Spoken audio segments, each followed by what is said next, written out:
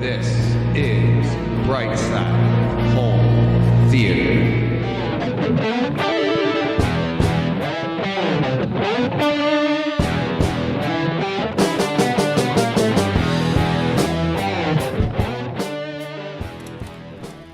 Hey, home theater nerds, welcome to the Brightside Home Theater Podcast, a home theater podcast that's all about the experiences, the sights, the sounds, the scenes.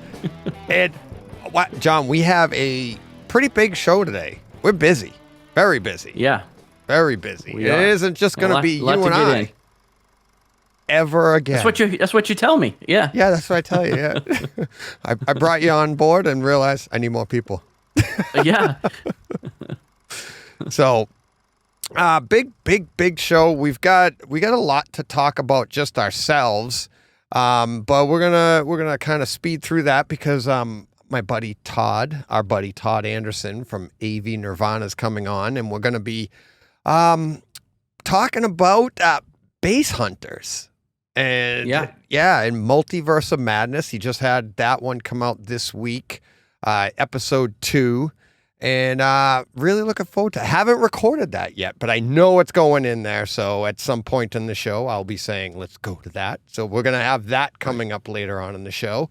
Also later in the show, I haven't figured out when we work this in, but we got a new guest, a new announcement. Yeah. So we'll tease that for right now. But I don't know how that works either. You haven't told me, so I know we'll figure all that out. Yeah, we don't know, but we'll figure out where we drop that one in. So because we know we have a bunch of other stuff to get to this week, you said you did have a tweak that you worked on this week. You have a couple. Do you want to save the one of them? Two little tweaks. Oh, little tweaks. Okay. Two little tweaks, really. Go ahead. Okay. First one was just a switch of controllers. I bought a Harmony hub for my system, which works exclusively through the app on your phone. So I was using a Harmony 1, an older remote I've had for, 10 years or so. And it served its purpose. It worked fine, but I really wanted something that had that wasn't line of sight, basically it had to all be line of sight, which was the drawback with the Harmony, because the way I sit and watch TV, some of my components are lower, and even the coffee table kind of interfered with things working correctly. So I went on and bought a used Harmony hub off of eBay. As you know, it's the only way you can really get them these days. Yeah. And got all that set up. Seems to be working like a champ so far. So it's doing exactly everything I want it to be doing. The only little drawback of it is I still don't like the controls for the Apple TV as much as I do just the iOS Apple control. Yeah. Right. So basically I use the Harmony app to turn everything on and get everything set up. And then I just switch over to the iOS Apple TV app, to do all my stuff. And then I switch back over and turn everything off with the Harmony. So like I said, it's working perfectly. A little tweak, but I didn't want to drop the $400 on the Elite. I figured I could just do everything with the hub, because I have, when all is said and done, still a pretty basic setup. I'm not controlling any lights, or I have 3 devices that need to be turned on and off. And then I need to switch over to my Blu-ray player when I want to watch that. So it's pretty simple. But it's something new this week. So, cool. Yeah. Even in my theater, I use the Apple remote. If I'm searching, or if I'm doing anything with the Apple TV, I definitely use the remote more than I use my Harmony Elite, because it's just easier to scroll through everything. Right. Because with the Harmony, it shows the little arrows, but you have to push them up and down. You have to arrow up and down, as opposed to just the scrolling with the Apple TV remote. So I am used to that, so I like that a little better. But like I said, everything else is working great. So hey, you want to lean in and lean back on your? There you go. You're good. Yeah, I noticed that I was a little. Now you're beautiful. Now we can see all of your beauty. I know, now it's not blurred. Yeah. I noticed that when you said it's not Sybil Shepherd blurred. Yeah. Remember that from Moonlighting? It's like you could, even as a kid, I knew what they were doing. I'm like, oh my God. I was like, stop drinking before the show, DJ, and I won't be so blurry. Yeah, but how come my side, I look clear? I'm like, what? That one eye is good? Yeah, you always look good to yourself, man. That's right. Oh, hey, yeah. So, yeah, I had I got a big tweak. Big tweak. You have a big tweak, yeah. Big tweak. We're not going to really get into it today, but I'll set the announcement as a tease. I have completely revamped my sound system and my theater. I got rid of my Denon AV receiver, and I went with the Marantz 7706 AV processor. Right. Added back in my Emotiva 5-channel XPA 5 Gen 2 that I had from years ago. Just been sitting there, so saved it for a rainy day, and it rained. There you go. And there we go. Yeah. I put that in, and then I bought a Bass X6 A6. So I have 200 watts per channel for the main 5, 90 watts per channel for my 4 overheads and my 2 rears. And awesome. Just went in yesterday, and we'll talk a little more about it. I've demoed a few things. A lot of fun. But I know you added some to your real experiences, so. Yeah, I added, yeah.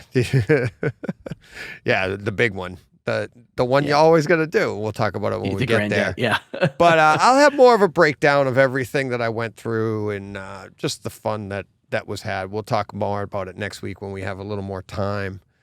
But cool. But yeah, so that was it. That was it. No biggie. That's all. My basement is still a mess because when you do something like this, you stop pulling stuff. It's like the whole basement looks like a bomb went off, a home theater bomb. Just poof, wires everywhere. Just wires and cables everywhere. Yeah. I was putting in new shelving, but like I said, we'll talk about that next week. But let's get to a little business here. Sure. We gotta do subscriptions. Yeah. Not subscriptions, I'm sorry. Look, pay some bills, John, as they say. Yeah. So if you'd like to support the podcast, how can they do it, John? What's your favorite way? My favorite way would be patreon.com, I think. Yeah. And and you know what? And not by a small margin either. I think it's far and away my favorite way. Yeah. And this week, let's see. We'll go on. Well, did we talk? Yeah, we talked about Reggie last week, right? Yes. My man Reggie last week. So this week, and I knew Johnny Z, Johnny Speakers, been supporting the podcast since almost day one. Awesome. He was I think he was the second one to jump on. So thank you. He's a featured Patreon supporter this week. And we also I forgot to send these to you so you would have them there yourself. New this week, Dan Carpenter jumped on this week supporting the podcast. Thank you very much. And you know what's going on. I forgot to get the information from Jen on who we'll announce it next week, but who we're doing a donation for. Right. Let's just say, I'll give you a quick version of where this money is going. She went to the guys, she went to the wake for the person that this, it's going to be for an addictions counseling type place. Okay. And I don't have the name of it and everything right now, but we'll talk about it next week. But anyways, the gentleman that runs it used to work with Jen. Now he runs an addictions counseling place, and he just lost his son, 30-year-old son, to addiction. So, terrible. So it's going to go to a good place. Our first of many donations from the home theater crew here. So yeah, that's it. That's it for this week. But look at that, we're picking them up as we go, picking up more and more. So thank you to everybody that is supporting us. We really appreciate it. And hey, we're living in this is the fun box of life right here. This is the excessive fun box of life. So to give some back, that'll be great. But other ways to support the podcast, you can subscribe. And someday, John, if we get the subscriptions, if we get to 1,000 subscriptions, we're at 600 and something right now. That might be your favorite one. It might be. Because then if I start making videos and I start making then you just have to put out videos every day. And hey, I can talk, right? Yeah. So there's that way. So if you're not already subscribing on YouTube, really appreciate it because that'll get us closer to 1,000. And like we've said before, make up an account. I don't care. They don't care. Yeah. Just click. And even if you subscribe. Yeah, click it, like it, go to one and click don't like it. That's what cracks me up. Everybody that clicks thumbs down. I have this one thumbs down on almost every video. So it's just one jerk. One guy. But what's funny is so he went to every video and thumbs down to you. It's engagement, and that's all that counts, and they love that. So it actually ups your notoriety because it's hey, if everybody just funny that he disliked you so much that he went through every video. Almost every. There's a few he skipped. I have nothing better to do with my time than just to go through and dislike these videos. Well, that's the thing is when you see especially the RRR video that'll have 200 and something likes, one dislike. Right. Really? Come on. I think that might actually have a couple more, but it is a wildly more popular video compared to the others. So. Yes. It isn't us, that's for sure. And also clearly. On Twitter, you can support us obviously at BrightSideHT. Just join in on the conversation. Lots of great stuff going on over there. If you'd like to be on the show or just leave a comment, you can email us at brightsidehometheater@gmail.com. And all of this and past podcasts, everything on the web at brightsidehometheater.com. And hopefully more ways to donate will be popping up there soon. So that will do it. So, let's see. Where do we go? Yeah, there we go. We're back on the screen. All right. That'll take care of that for that business. Whew. Gotta pay the bills. Glad you got that off your chest. Yeah. It's usually it's weeks before I do another one. So look at you. You got me going, John. All right. What do we got next? You want to get to coming soon? Yeah. All right. What do we got coming up this week? Oh, we only have a couple of movies this week. Let's see. We have this first one, Dario Argento. Yeah. Yeah.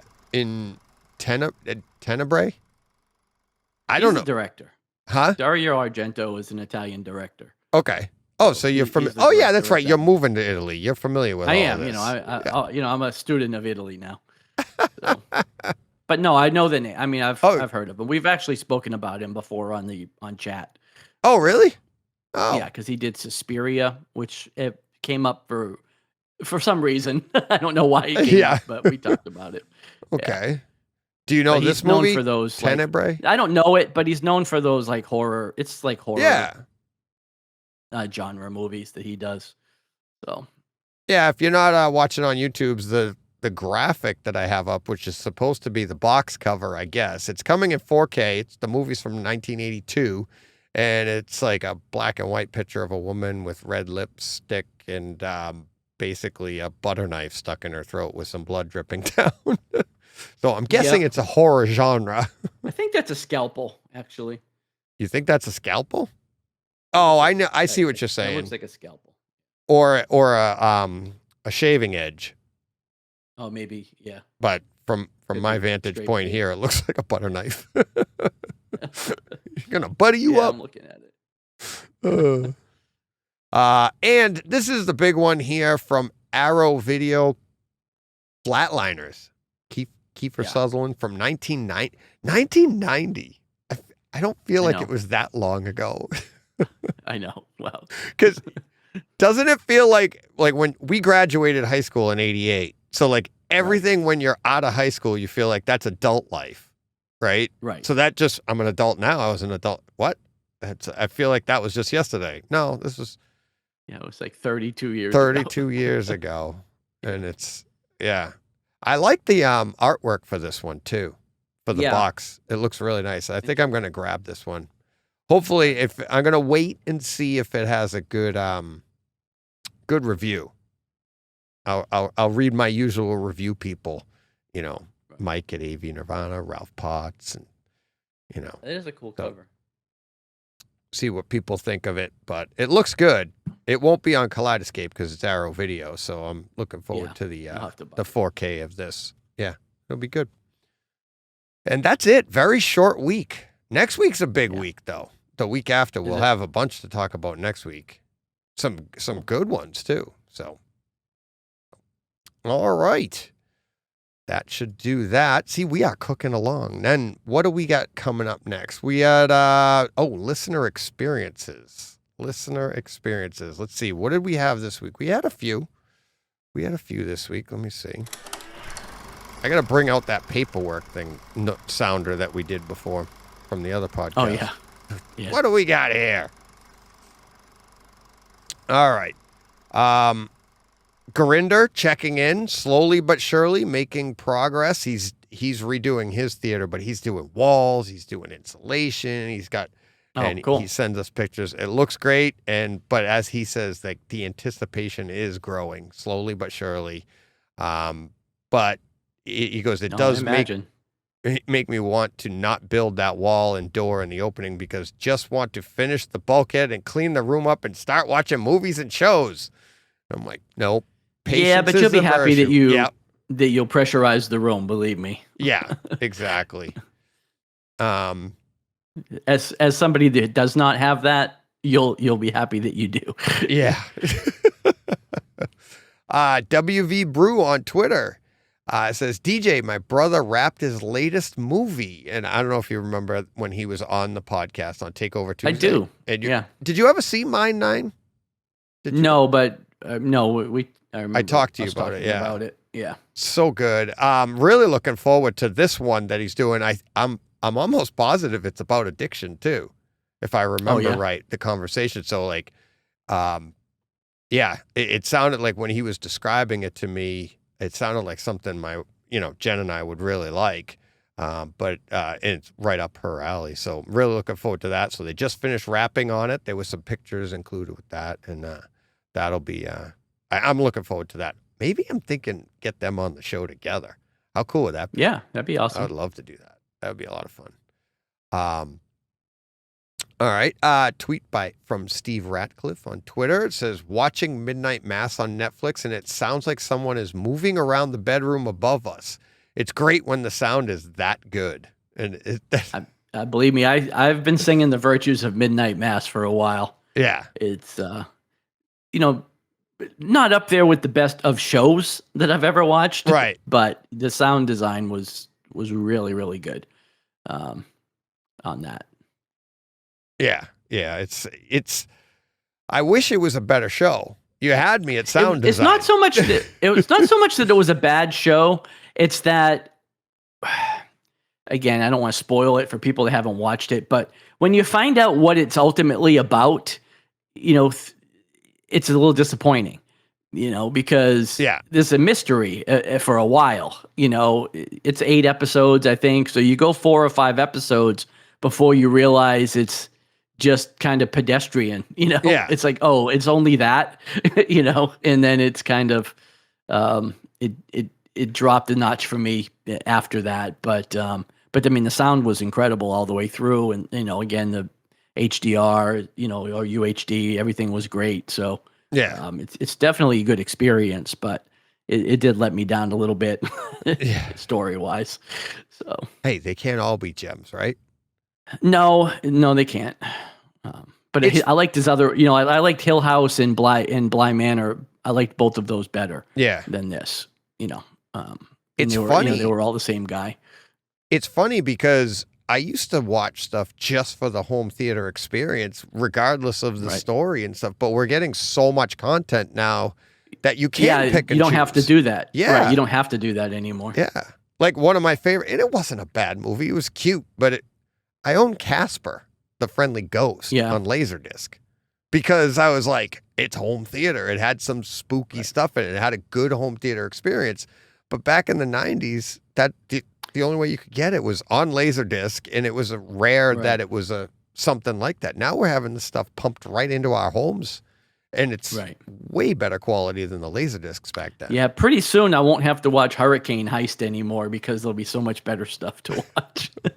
That is really, but and that gets to that point though, that's good, that there is so much other content, but that is really good. It's really good. It is really good. One of these days I'll buy the Twister, German release, and I'm going to be talking about that real soon. That's why I've been waiting on it. We'll talk more next week, but that has the Oro 3D disc with it, and I now have Oro 3D. So, we're going to have loads of fun with that. Same with Daylight. HD Report, my buddy Jeff over there, he tagged me in this. He's like, what's your take on dual subwoofers 1,000-watt monolith? And so it's a monolith subwoofer with, it's obviously 1,000 watts, but dual subwoofer in one casing. Okay, so it's one box with I believe it's two 8-inch woofers, I think. Right. But that's a pretty big subwoofer. Because he asked, I tweeted, I'm like, I honestly, I don't, it's. Isn't it still just like one sub? Yep. Right? Yeah. I'm no expert, but to me, the benefit of multiple subs is placement and being able to, put them around your room. To me, that's just the same as having a big 16-inch woofer. Yeah. You know what Aesthetically, if you just like to have that, it's nice, but you're still going to need 2 of those. But in my opinion, that doesn't mean you have 4 subwoofers. That means dual woofers, that's just one subwoofer there. Very much like if you buy 2 subwoofers and stack them, you just turned it into one because it's moving the air from the same place. And so I'm not, honestly, it's like, I'm not, like I said, I don't claim to be an expert at all, but that's my take as well, that it's essentially still just one sub. Yeah, exactly. Exactly. Comment on YouTube from Mr. Motown talking about our preview of Jurassic World Dominion. He says, great show, fellas. I'm about to check out The Gray Man on Netflix. And I replied to him, I go, well, then you'll be well prepared for next week's show. Yep. Because we're going to be talking about that later on, and we have thoughts. That's all we've said to each other. We have thoughts.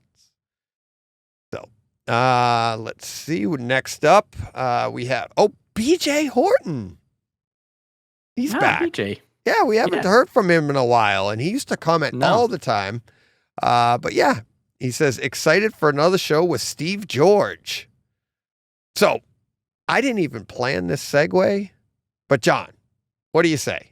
For those of you that don't know, that weren't listening to the end of Tuesday's podcast, we talked for over 2 hours. And then at the end, we had a pretty big announcement. It was a question that turned into an announcement, because if he said no, it just would have gone out on the air that I got dejected. Rejected. Yeah.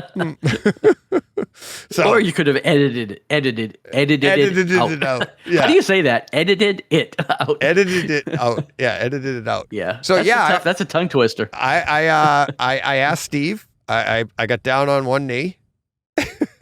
He accepted. So we are now officially Brightside International. I think our stock went up slightly. Yes, there you go. But yeah, so Steve's going to be Georging us. Steve is going to be joining us each week. And so with that, let's go to Steve right now. We've already recorded it because we were talking the other day. So we have a little announcement this week. So let's drop that in right here. All right, our first, what are we calling this, Steve? Steve George is joining us for the first time on the official show. We announced it the other day when he was on with the Takeover Tuesday. Welcome, Steve. Now we got a workshop. What are we calling this thing? Oh, I'm not sure what we can call this. What could we call it? I'm not sure.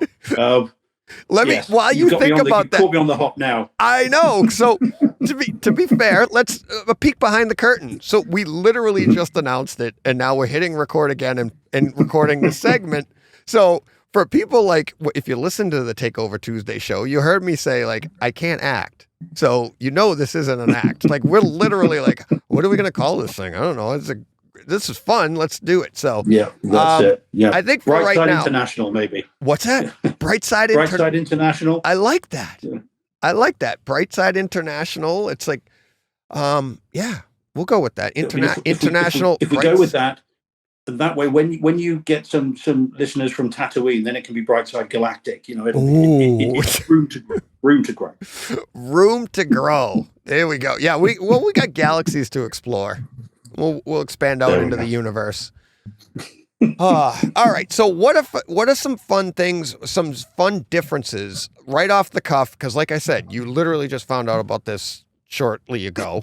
What are some fun differences between what your experience over there that you've noticed to our experience over here that as we're going through this is going to be fun? Mm-hmm. Well, there are, of course, different releases in terms of 4K, but not just 4K, but Blu-ray as well. There are some different releases in the UK and to the States. Used to be, of course, you guys would get everything earlier. We would get it later. And yet recently we are starting to get movies earlier than you guys. So I can give you a different sort of perspective in terms of certain releases. There are some things that have been released in Europe, which will come to us more quickly as well. So there's lots of things.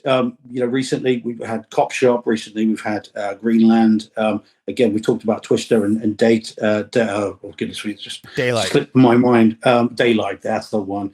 And films like that we are going to get earlier, and some of the below the line films, some of the smaller movies maybe that don't always reach across the pond that you guys wouldn't necessarily hear about. And I like to keep my ear to the ground for that kind of thing. Yeah. And if I see it, really enjoy it, I can share it with you guys. And it may be that bearing in mind the sheer amount of content that's coming, that you may think, oh, look, I haven't got time for that. But there may be some people that think, do you know what, I've not heard of that. I think I'll check that out. Yeah. And the beauty of it these days is, of course, there are so many online suppliers. You can get it quite easily and have it shipped over. So yeah, hopefully there's a chance there to actually see some stuff that you wouldn't normally encounter. So yeah, that's the kind of thing. I think that's straight off the bat. I think that's the stuff that we can help with. And then, we have some of the back catalogue releases as well coming out here. There's something coming out on Monday here, the Michael Caine film, Get Carter.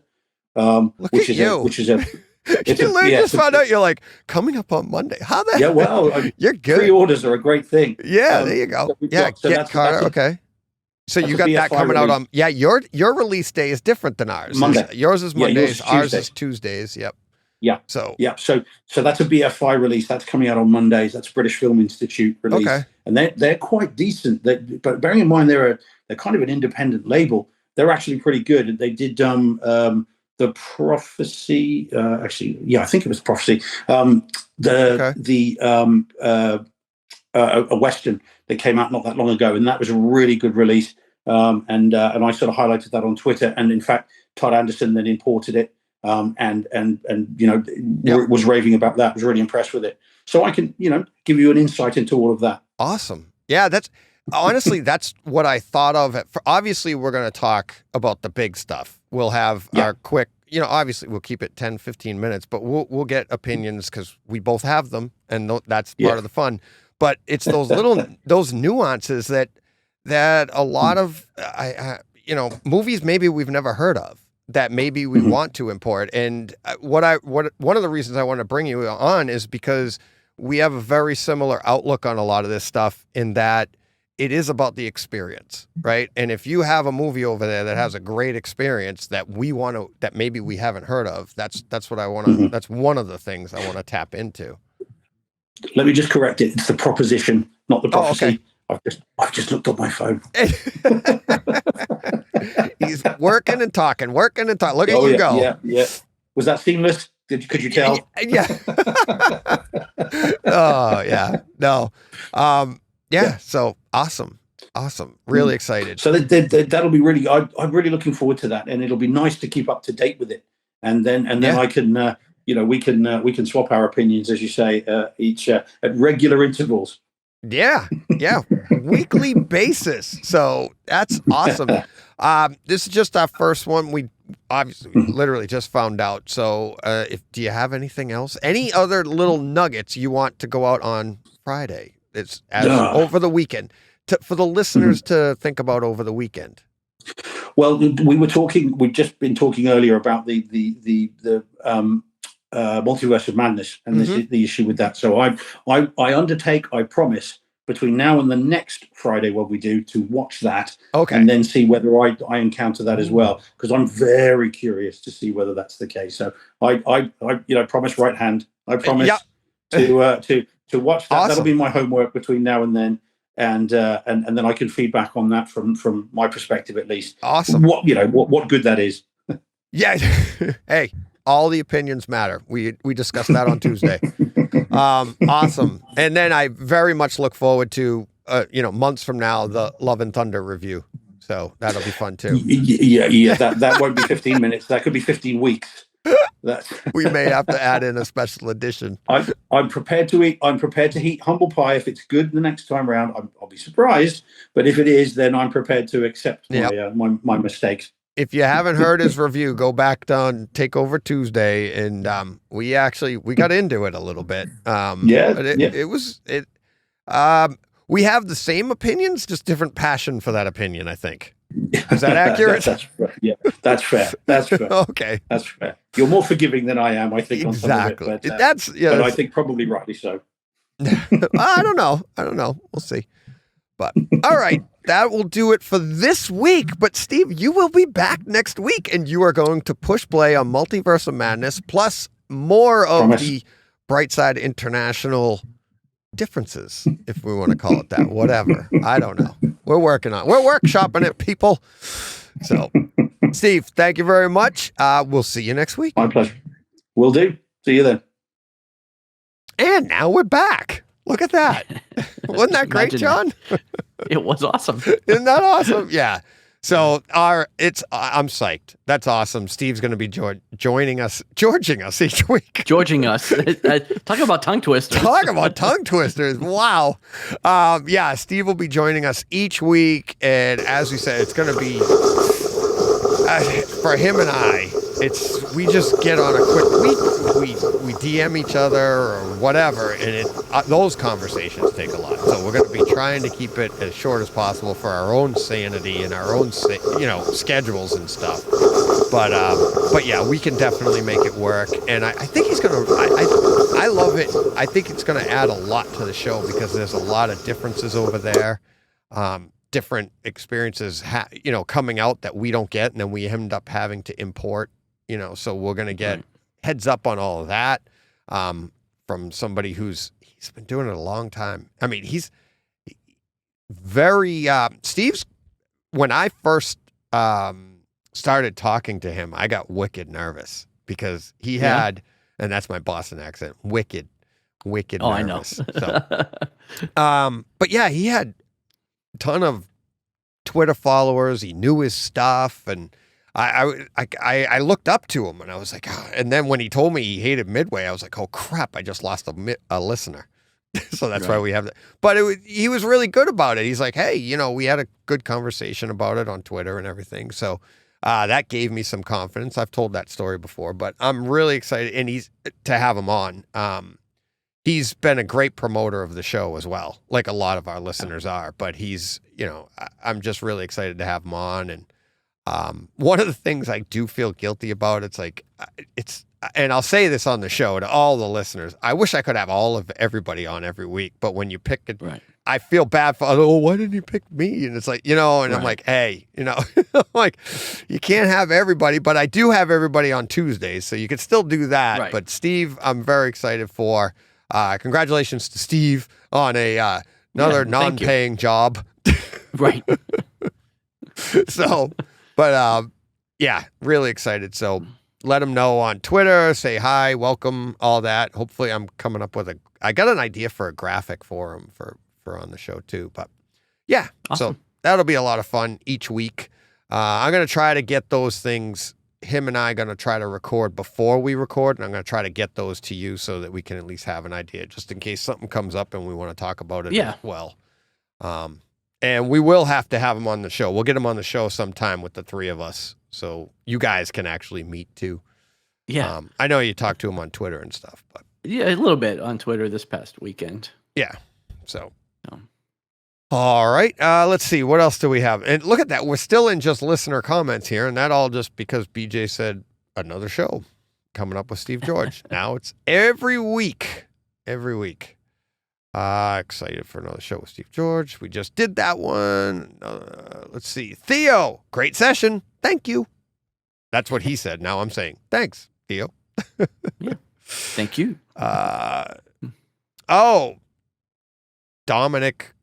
Dominic on Twitter says, "Hi guys, I'm hopping to the Samsung soundbar and wireless sub along with rear speakers over the next few days. The Sony system is cheaper with higher watts, but I think the Samsung is overall a better option. Thanks." And he sent a link to the two different options. And I replied to this, the Samsung setup that he was going to. So this is a wireless, it's a sound bar with wireless rear channels, wireless sub. Right. And I ran that system. I bought it for both of my kids in their dorm rooms, and I set Megs up. Yeah. I said when they went to college, I was like, you show up to move them in and you surprise them with a little something. Everybody's like, here's a little, a basket of food or something, and then or a mini fridge or something. Oh yeah, I'd be like, a little something DJ to get with you by. Surround sound system. Yeah, you're gonna have a surround sound system in your dorm room, and Megs went over really well. We set it up, and it was kind of funny. Her roommate, when she was a freshman, she's like, "I'll bring the TV, and then we'll blah, blah," and they're like, "I'll take care of that." And we're like, "All right, we'll do all that." So they're like, "Oh yeah, we have a little sound system at home too." Meg's like, "You ain't seen nothing yet." So we set the thing up. We got the sub going. And I think after 9 o'clock or something, that they had like a quiet hour or something during the week. Yeah, and they were like, "You can't play that thing." It kicked. It was good in in a decent sized in a small space. room. Yeah. So. I recommended that one. I mean, it's a good experience. You felt like stuff was flying by. There was good pans and everything like that. Right. So yeah, that's why I went with that one. I thought the Samsung was pretty cool. And let me see, what's this? Oh, Carl, John is fired up at the intro. Huzzah! Last week, I think he's making fun of you. I think he is too. That's all right. And last but not least, we have One More Coffee. That's his name on YouTube. But okay. I was gonna say I don't get it. I don't either, but not judging, because he said, "Excellent show. I'm a new sub. First saw you on the SVS Happy Hour. Cheers." Oh, nice. So, see that? Very cool. Yeah, it works. We're growing. Well, we're moving on now. Moving on. Oh, all right. So that's it for listener experiences this week, as far as I know. I don't even know. I thought I got some timestamps. Maybe I misplaced them. But if you have any timestamps, send those in. I'll add them to the database. Haven't had a chance to work on the database in this past week, but I will be getting back to that pretty soon. Looking forward to it, actually. Let's see. What do we got? Oh, let's get to our real HT experiences. Yeah, let's do that. Let's get the projector running here. See, it even lights up on the screen and everything. Projector is running. Do you want to go first? What do you got? Sure. Well, first thing I watched was Billy the Kid, season 1. This funny story, I started watching on Amazon Prime, and then much like Yellow Jackets, and this must be a thing that Amazon is doing now, only 2 episodes were available there. Yep. And I had to subscribe to Epix to watch the rest of this. Unlike Yellow Jackets, I was really into the first 2 episodes of this, and so I really wanted to watch it. Yeah. So buying the season, through Amazon was like $19. Yeah. Or I could do a 7-day free trial on Epics, which is what and binge it. Or even get a month of Epics for $4.99. But yeah, so I did my free trial, binged it on Epics. Outside of the theater experience, this was just a really, really good show. Onto itself. I really liked it a lot. I'm hoping that it gets picked up for a season 2 because, it's a historical figure, so most of the story is out there. But this definitely wasn't the end of the story after season 1. So hopefully there's plans for this to go on. How's the home theater, John? I'm waiting on that. But yeah, going into the home theater part of it, it was excellent. Again, not Atmos. I don't know if Epix even supports that, but really great upmixing. As you would expect, it's a Western show, so there's lots of gunfire, lots of shooting, lots of time sleeping out in the rain and the thunderstorms and all that good stuff. Yeah, horses galloping all over the place, and it was pretty solid. I felt like it was, everything was engaged. There was a lot of good overhead action. There was a lot of conversations in saloons and things where you could hear people, off to your left, off to your right, all that good stuff. So it was really good. Look at your screen. I liked it. Oh, did you purchase it? Just did. I was waiting to hear on Kaleidoscape. On Kaleidoscape? Yeah. It was $19. I'd be interested to see. Yeah. I mean, I'm sure it's not Atmos still. Because no, it's not. I don't know. It's only in HD. I'm sure it's not Atmos. I'm sure it's just, But it was really good. I think you'll like it. I'm glad you picked that up. That's why I asked you the other day, because I saw and you I was put it on only the two list. episodes in. Yeah, I was only 2 episodes in at that point, and I think I made similar comment back to you as far as. Like I said, the gun, there's all kinds of gunfire that's happening because it's a Western show. But, like I said, running streams and lots of rain and all that stuff, the atmospheric effects were pretty good. So, I definitely recommend. Oh, and you didn't even get to that with your tweak. And I will subscribe to Epix for a season 2 if they come out. Oh, really? Like, I liked it. I liked it that much that I'll subscribe to the channel for it. You know what's funny is I did, well, I told you back before I was doing The Expanse, and I was going through that on Amazon, and as soon as I saw that it was available on Kaleidoscape, and that's a substantial jump, going from streaming of anything, right, to the Kaleidoscape. I mean, we've been over the physical media versus Kaleidoscape stuff, but that's a substantial jump, and that's worth it to me. I mean, to pay $20 for a show that you're going to watch the whole show to get full quality, and The Expanse it was really, really good, especially when you're dealing with HD. Honestly, when I did I couldn't even compare it, but watching the HD version through Kaleidoscape of the first, I think it's 4 seasons, you and I talked about 4 seasons, right? And those are only in HD, but then on Amazon, it goes to 4K with Dolby Atmos, right? When I went from the Kaleidoscape in HD in season 4 to the Atmos streaming, it was practically seamless. It felt like the same quality going across. So that, to me, I would have bought 4 and 5 and 6 on Kaleidoscape too, but they're not available because Amazon's keeping those proprietary to themselves. Right. But this, I was like, if he really likes it, I was gonna try to grab it before the show, but I'm like, no, I'll wait till the show and see what you think of it. Well, and The Expanse is one of those shows that you don't mind owning anyways, because, like, for me, there's Battlestar Galactica that I'll go back to every other year or so. I can see The Expanse being a show like that too. Like, I've only gone through it once right now, but next time I'm looking for like kind of a long binge to keep me busy, I'll probably jump to The Expanse and do it again, because again, there's so much to it that a second viewing through there, I can imagine, would enhance a lot of what you missed the first time around. So, All right. Let me go. I'll grab, I'm going to go with, second one that, right now, let me see.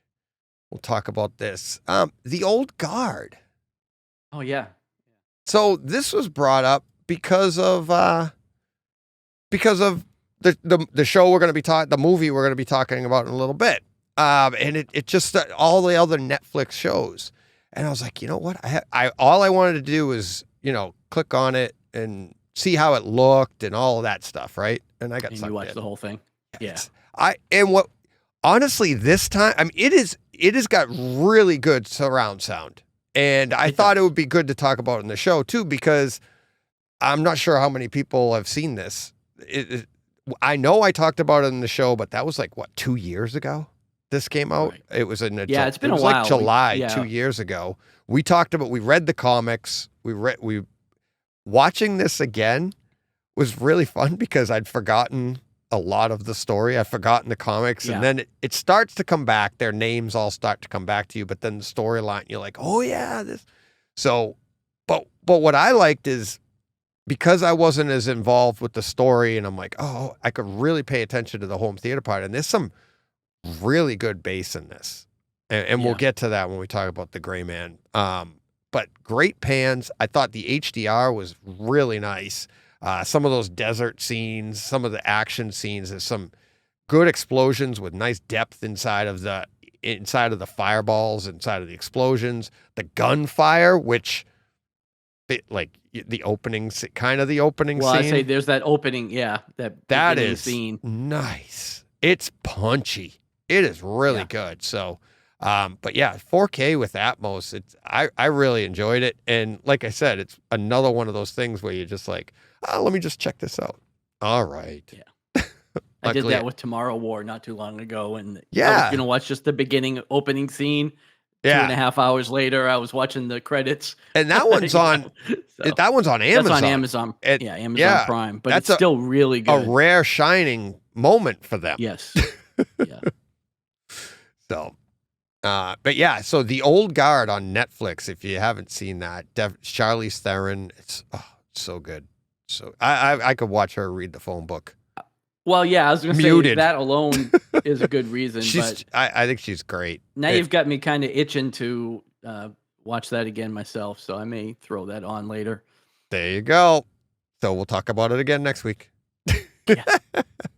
All right. What else you got? What's your next one? Next one is a particular episode of For All Mankind. Now, are you caught up on this season? No, I haven't even started it. Oh, okay.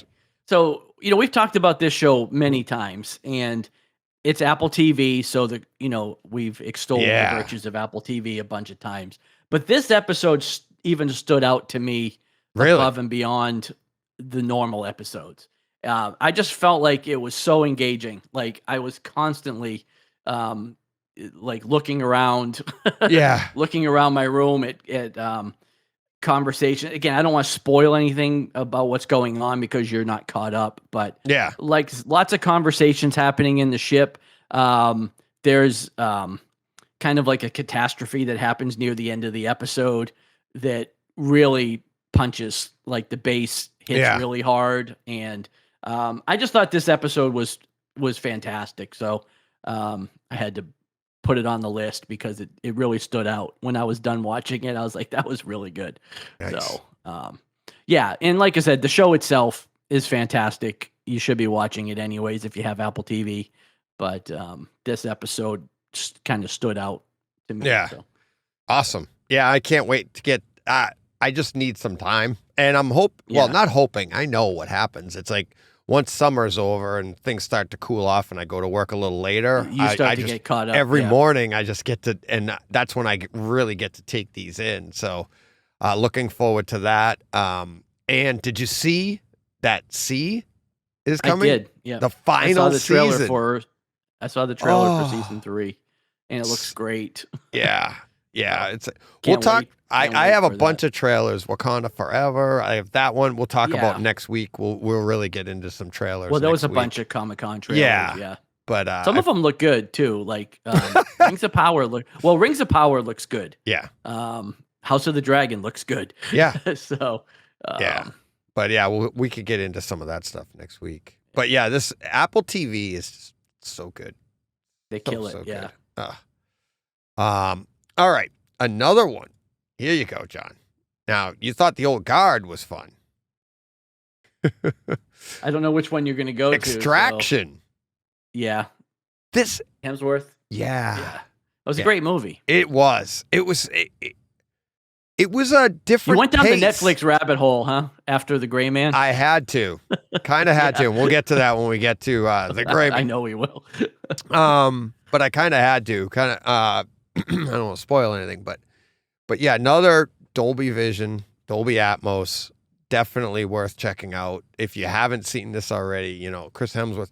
It's an action movie, but I want to say it's a little smarter of an action movie. Yeah. Yeah. It did have some depth to the story. And I think they're working on a sequel to this too. Yeah, I did hear that. And now, if I'm not mistaken, is this not also the Russo brothers? I think it is. Because I was watching The Gray Man as well. Yeah. Yes. So. But yeah, I think this was the Russo brothers.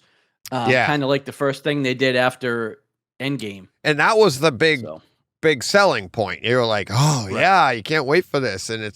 But yeah, I had a lot of fun with it the first time. I had even more fun this time because this is another one of those movies. If you have a good, OLED television, you have good HDR, you really get to take advantage of it in this movie because there's a lot of nuances. This movie to me felt like completely different tone, but it did feel like the Batman in that there was some Mandalorian where it's not a high contrast type thing like Doctor Strange in the Multiverse of Madness, which is super vibrant and everything, and kind of tan. It was really tan. Very tan, but like sandy, like that color. Yeah.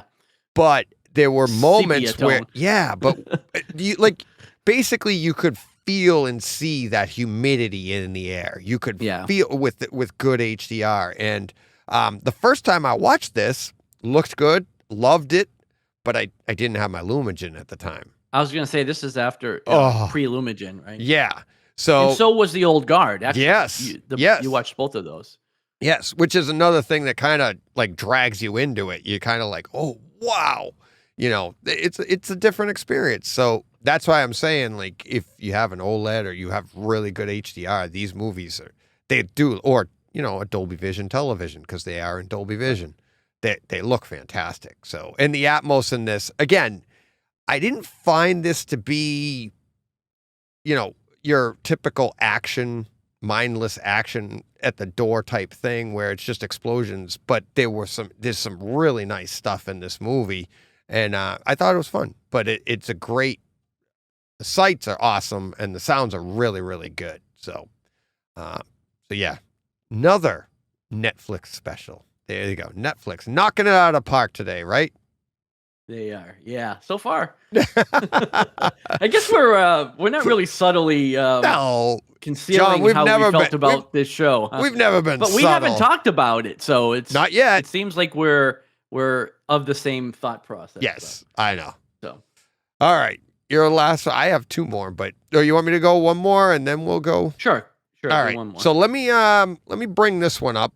You and I talked about it on our other show. Yes. The Northman. You saw that, but I didn't really get into it. Steve and I got into it on Tuesday. He loves it. And we kind of geeked out about it. And I wanted to bring it up with you because I rewatched it knowing that Steve had just got it last week, 2 weeks ago now. Right. And you said you didn't like it. You thought it was okay. But I thought it was okay. And I watched it. I don't know if it was Peacock. Like, I watched it streaming. I don't know if it was Peacock or Paramount Plus or whatever it was. But this was one that I was super excited for. Yeah. Really wanted to get to the theater to see it. And I think I rubbed off on you where you ended up buying it, and I never did get to the theater to see it. Right. So I watched it streaming, which I knew, was already going to be a deficit, but it wasn't available on disc at the time, right? And I wanted to see it, so I didn't find the experience home theater wise to be that great. on streaming. Oh, And you mentioned when I said that on the other show, you made the same comment, basically that it was really good. But then I didn't like the movie as much either. Like, I thought it went a little too. Yeah. I thought it was a little too magical or mystical I know what you're saying. whatever. But here's the thing. And this is what Steve and I were saying. One of the things Steve and I said, and this kind of works perfectly with what you're saying, is that we were like, I didn't even need words. I didn't need a story. This thing is like, just when you see this, if you get to see, like when you see the physical release of this, okay, whenever that is, you're going to be like, oh, okay. Because the sound, absolutely amazing. The opening scene from this movie, when it comes in with the sounds going around, you're kind of in the dark, sounds around the room, and then you get the voiceover, and the voiceover is so gravelly, so deep, and it just, like, it feels like the voice of God over your head, and you're just like, oh my God, and I almost felt like it kind of moved from the front of the room to the back of the room over my head, which was really weird, but it was, and then you go to that erupting volcano type thing, right? But there's no fire yet, so all you're getting is just like a smoldering volcano, and the picture on that, the blacks and the grays and just the texture of the smoke, and every shot of this movie looked like it should have been like a painting or something. The way that it was in 185 aspect ratio, so it took up your full screen pretty much, and you just it was just awesome. And then, but I can see what you're saying, that you're like, I saw it on Paramount, and none of that you weren't being impacted by the sound and the sights and the sounds and the scenes, right? So you're just stuck with the story, which at the same, just with that, I could see how you feel it. You know, and you're like, huh. And Steve and I think we even said that, like, if you're just watching this on your regular TV, you're going to kind of be like, oh, okay. Yeah. It's a revenge flick. All right. Yeah, and it wasn't quite what I hoped it would be. Right. But I can see what you're saying too. Like, even though I watched it streaming, I can see that it could have been grand. You know what I mean? Oh, it was grand. It is amazing. It really is. And Steve has it down as his almost. He thinks it's in the running for the movie of the year so far. Yeah. He loved it that much. I think I kind of go with the Batman so far, because I think that one is just as artistic in a different way, and I like that story better to go along with like what you're saying with this one. Right. But yeah, I really liked it. Highly recommend that. Definitely is in the running for like movie of the year, but I can't say it would win in my vote, but but I could see what he's saying. It is really, really good. Yeah, I definitely look forward to having the opportunity to watch it again. Again, I don't know that I'll love the story anymore. Right. But the experience of it, it's really good. I look forward to. Beautiful scenes. The landscape of the area felt like shot as beautifully as, Lord of the Rings. Really. Yeah. Some of those landscapes were just really nice. So, all right. Let's see. What else? What's your last one? Last thing I have is Tokyo Vice season 1. Although I'm not finished with it. Yeah, I am. I think we're 2 episodes left. We'll probably finish tonight. This is on HBO Max. And so once again, no Atmos, even though they have the ability to do that, they're not giving it to us. But this was recommended by a listener from chat a while back. I don't remember who brought it up, but it was also on my list of things to get to eventually. Yeah. This is good. This is a really good show. It's got Ansel Elgort, I think, who was in Baby Driver. And Ella Rumpf. Drawing a blank. Yeah, I'm drawing a blank on the guy that's in it, but Hideki Ito? We've all seen him. No. Right, those are the only 2 that are on the page. well, maybe it is, but you'll know him. Like Ito. You've seen him in a bunch of stuff. Like you recognize him as soon as you see him. But I recognize him. I think that's him. Not quite what I thought it was. Not to spoil anything, but you hear Tokyo Vice and you see them on screen, and you think they're both cops, in Tokyo. But that's not the case. One of them's a cop. The other guy's a reporter. Ansel Elgort is actually a reporter, and they get mixed up with the Yakuza and all that stuff. But really, really good show, and again, pretty decent sound here. Again, no Atmos, and where it really stands out more than anything is the music. Because there's lots of scenes where you get that kind of Japanese drum music, the score, and you're getting that overhead and all around you, and it's pretty immersive. And that's been really, really cool. Not so much with like the atmospheric effects. Like I haven't noticed as much of the pans and the surrounds. It's really the score that stands out here. But it's also really good looking. You can tell by the poster, it's got that like this blues and reds, and there's a lot of Tokyo at night or in nightclubs. So there's lots of that color scheme going on, and it's really beautiful to look at. And then, Japan itself, you've got like the cherry blossoms and all that stuff. So it's really, really, visually. Too bad they're not doing it in 4K with I know HDR, it's ridiculous that they're not doing that. And they have especially the capability. Since they can do it. Yeah. And, I sent you that story the other day that they're about to put all of Game of Thrones on HBO Max with Atmos and 4K. It's like they have that stuff. Yeah. I don't know why they don't just turn it on for everything, because this show would really benefit from that. Brightside Home Theater, you mean? Yes, the Brightside Home Theater and Tokyo Vice. Oh, okay. But on top of all that, it's a pretty compelling show. Yeah. Again, I think you guys would really like it, so I recommend it. I mean, to be fair though, you don't need 4K HDR and Atmos. You don't have to, because again, you can still get a great experience. I'm enjoying the hell out of the show. Experience, and exactly. Speaking of which, you didn't mention your up mixing tweak. Yeah. So my other little tweak this week. And we talked about it briefly before the show started, because this came about from just an offhand comment that you made last week with something we were talking about. And I realized that, I have my Denon receiver, and of course it's set to play highest quality available. So when Atmos is there, Atmos kicks on. But for everything else, I was listening to everything in Dolby Surround, which I thought was, where it should be.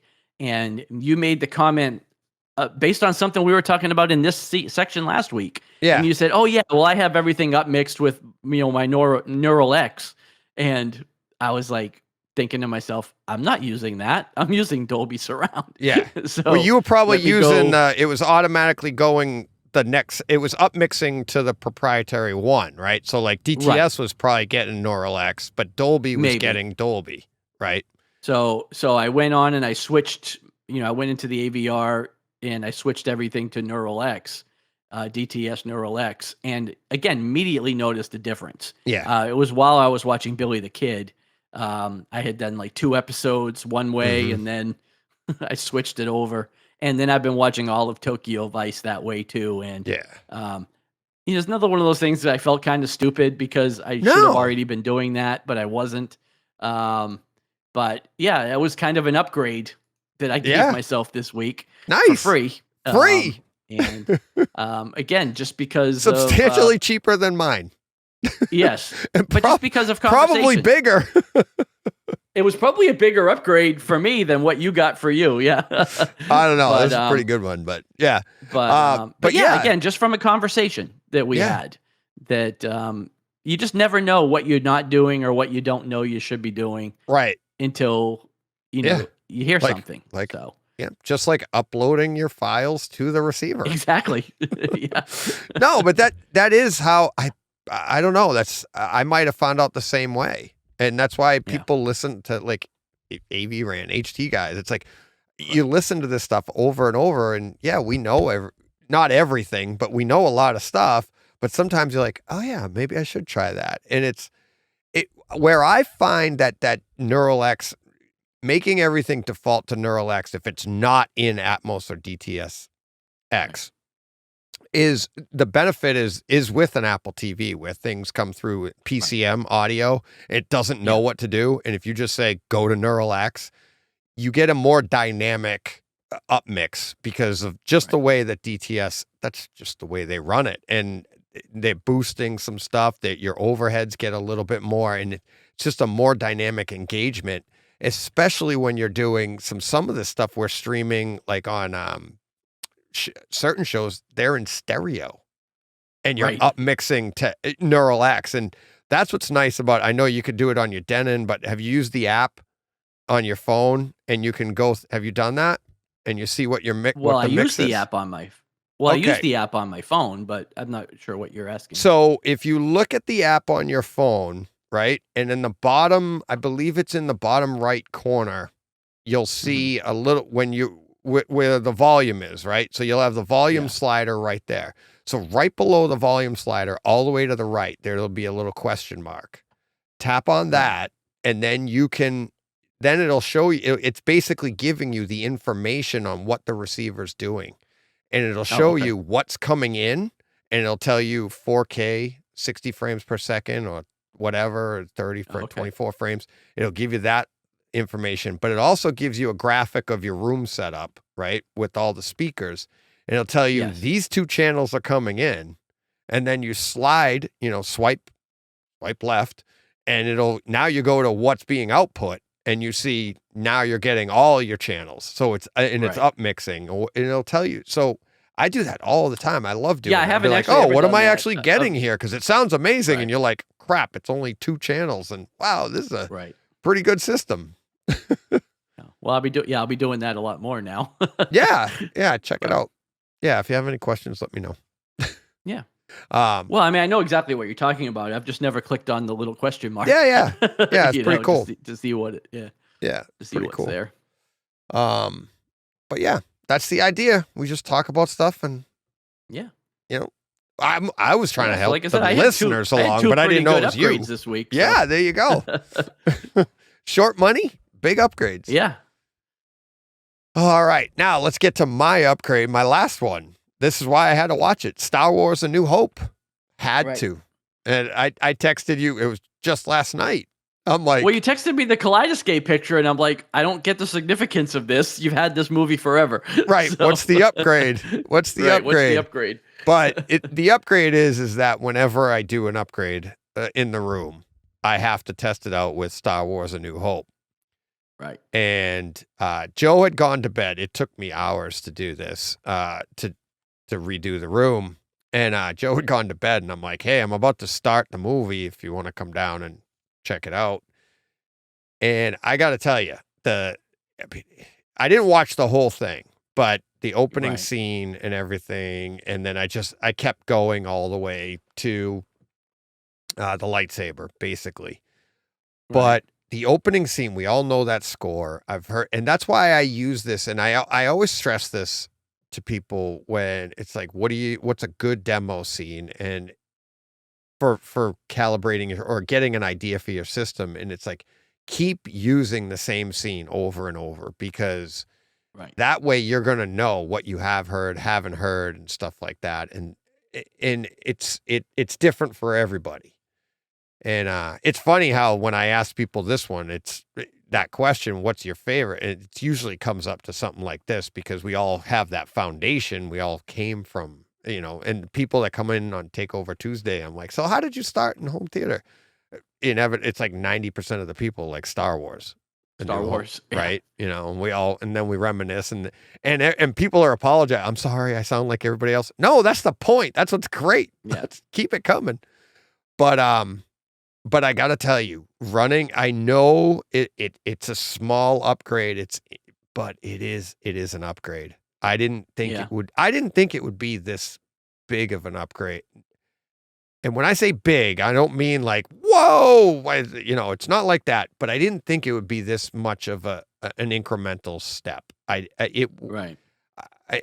having a hard time choosing my words here, because the experience I had before was really, really good. This one is just a little bit better, but more than I expected. And where it comes in is where it's most noticeable so far, because I've only had, a few hours with this, is in the opening scene here. And that, that score, that John Williams score comes on. Well, it hits you hard right away. Yes. Well, now each drum beat, you can, I could feel it in the chest. And I'm not saying not like a gunshot, like a boom. It was very precise, very discreet. And so much so that Joe hadn't come down when I texted him and I was starting it. So he was already in bed. And then he came down 10 minutes later. And I was like, you've got to do this. And I go, sit in my seat. Normally he sits next to me. And I'm like, no, sit in the seat. I want you to get the best experience. Sit in that seat. And when it came on, he even looked at me. And he was opened it, his eyes went wide, oh my God. And I was like, I know. And he did say, to be fair, I'm usually not sitting in this seat. And I go, oh, to be fair, I'm in your seat and I'm still getting it over here, so it's pretty good. But what it is and it is more discreet, and that it's cleaner. It's, and here's so this sister, I talked to Ralph today, Ralph Potts. He has the exact same, I picked his brain 3-4 weeks ago about this. He has the same exact processor. And I was like, when I was picking his brain, I'm like, what could I expect from this and everything? And he's like, you just get cleaner sound. You're going to, cause you're getting 200 watts instead of 100 and whatever. I think, say it was 150, but a 150 in a receiver isn't a real 150. 200 watts off an Emotiva is 200 watts per channel, and it's real. And he goes, you're going to get cleaner, that and that. And I'm like, okay. When I'm hearing it, here's the thing. The big explosions, if I went to, say, Ambulance and that movie, and it's the big action scenes, those sound very similar because there's not really, where do you go from there? The other one was loud and discreet. Everything was great. Right. It's in the nicer, quieter, panning action scenes that you're really wow, there's a lot more cleanliness. It just felt cleaner and more, and those drum beats, really, really discreet. It just, and there's a lot of that going on. So, that's my take so far. But yeah, Star Wars: A New Hope, yet again. I think I'm up to maybe I've seen this movie 6 times now. Well, just this week. Oh, okay. Oh, I've seen it. I bet you I've seen this movie more than 6 times this year. This year. Yeah, because, Obi-Wan had me. I went through it, I know, at least twice watching Obi-Wan. Right, but you got your Kaleidoscape this year. I got my Kaleidoscape this year. I think we talked about it on your anniversary episode. Yeah, so watched it then. Yeah. Oh, yeah, easily. So I've watched it 2 or 3 times this year myself. Yeah, look at you. Because I watched it with my projector. I watched it for the show. Yep. I probably watched it just to watch it. So, yep. So, luckily, it's a good movie. Yeah. I like it. Yeah. All right. Let's see. Before we get to the Gray Man, let's bring in Todd. Let's bring in Todd Anderson. Todd and I are going to chit-chat away. Who knows where this is going to go, because he's coming on to talk Doctor Strange, Multiverse of Madness, and his Bass Hunters, or Bass Hunters if you're a fisherman, Bass Hunters YouTube channel, which is really good. And I've got some things for him. A little, not criticisms, but some ideas. So we're going to get to all of that, where he came up with this idea, all of that fun stuff. Plus, when Todd and I get together, it's a lot like Steve George and I, or anybody, all of my listeners. Who knows how long this is going to be. So, when Todd and I are done, John and I will be back, and we will talk. We'll talk the Gray Man. So, take it away, Todd. See you on the other side.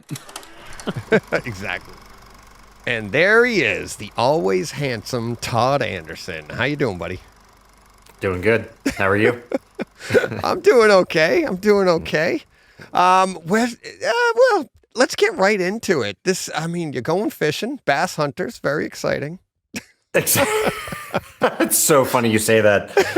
A couple people commented on that. It. Yeah, somebody said it. Yeah. I was like, holy crap, it's right. If you Google it, you look up, you find bass boats.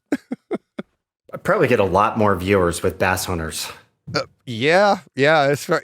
hunters. But yeah, that's pretty cool. Let me throw up this little graphic here. I love that you're doing such great work. I mean, do you want to get into that right off the bat? We're going to talk a lot of home theater, but let's get into, I mean, look at you. You've got the lighting going. You look pristine. You sound awesome. Your mic is off camera. You're so professional. And it's like, I'm trying. What? I know you're trying and you're succeeding. You're not just trying, you're nailing it. I think the first time I saw you, were you testing this stuff out when you were on SVS?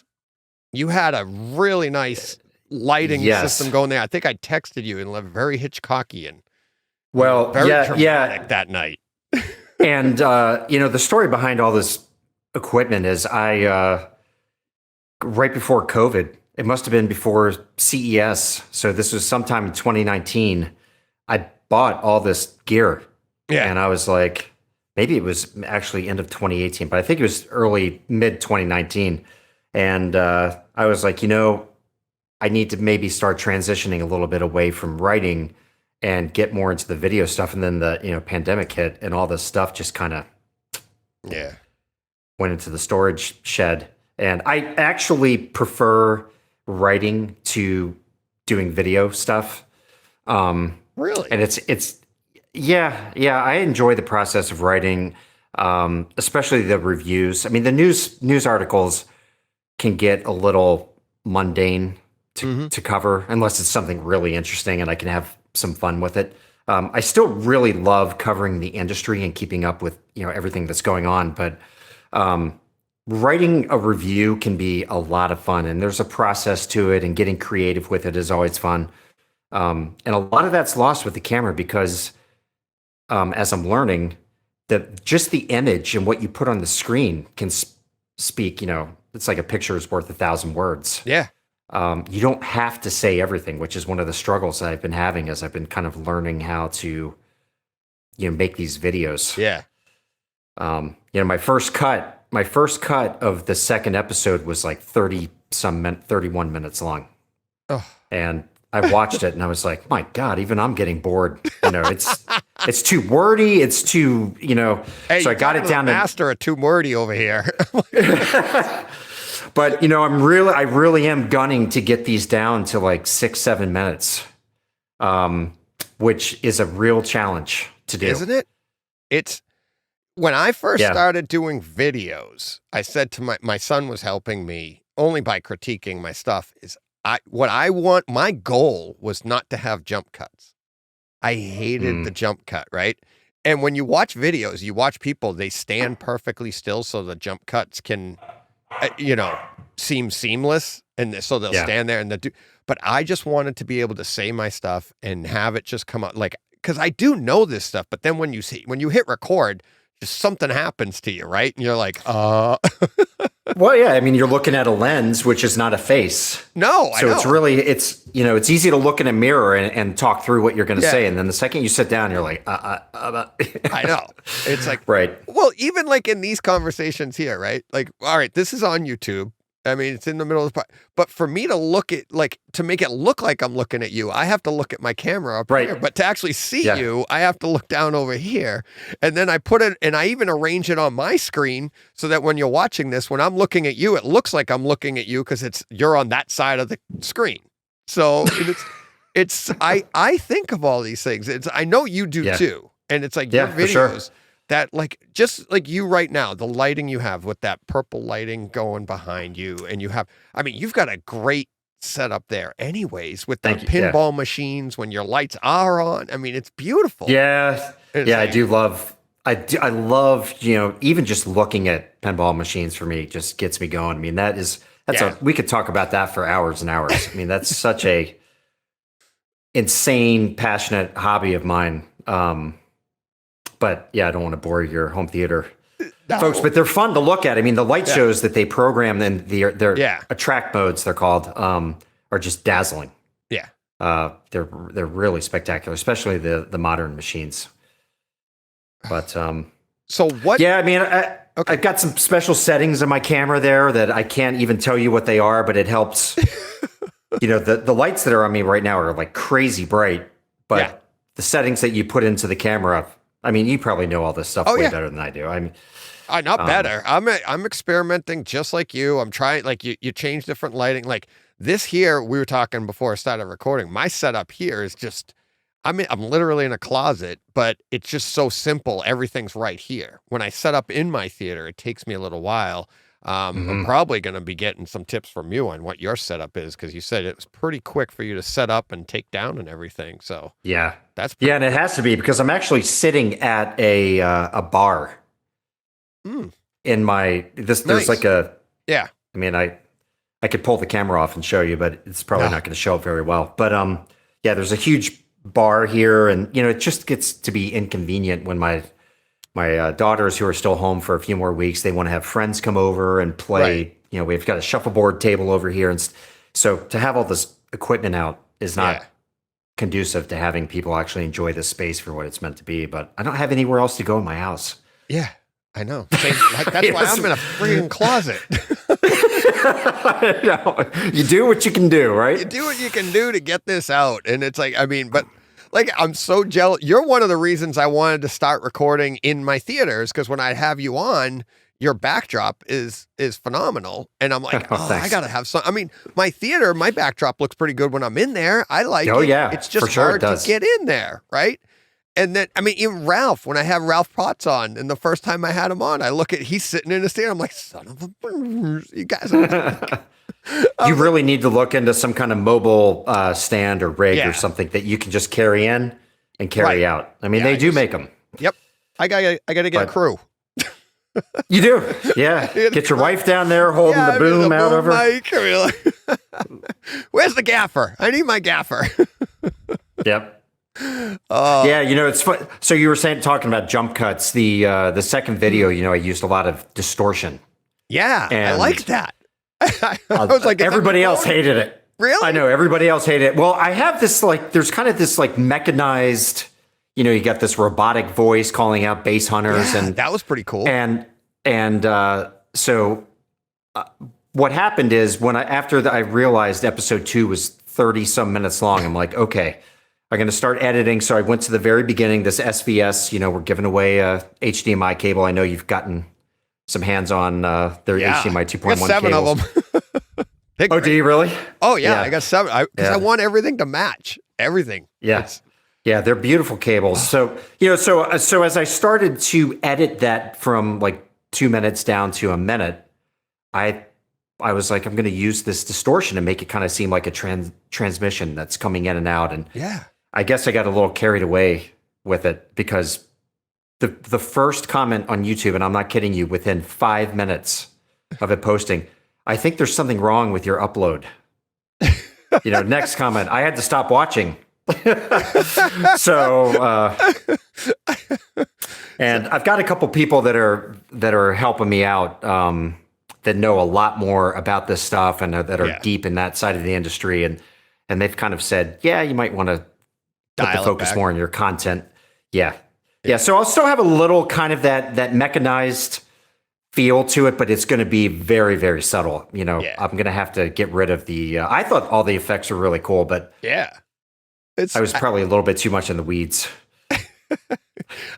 Believe me, I've done so much stuff that it's come, it's gone. It's like people like it, but then you can't just it's hard to keep up doing it. The thing it really is hard to find a way to be streamlined at this. And I'm getting pretty good at it.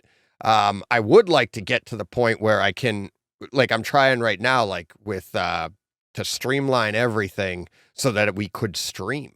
I would love to get to that point and be able to stream what I'm doing, and then be able to have that. So then the podcast would come out on Friday, but maybe I can stream it for people whenever, even this one here, we'd say we're recording at such and such a time, and people could join in and just watch. But you have to be streamlined enough.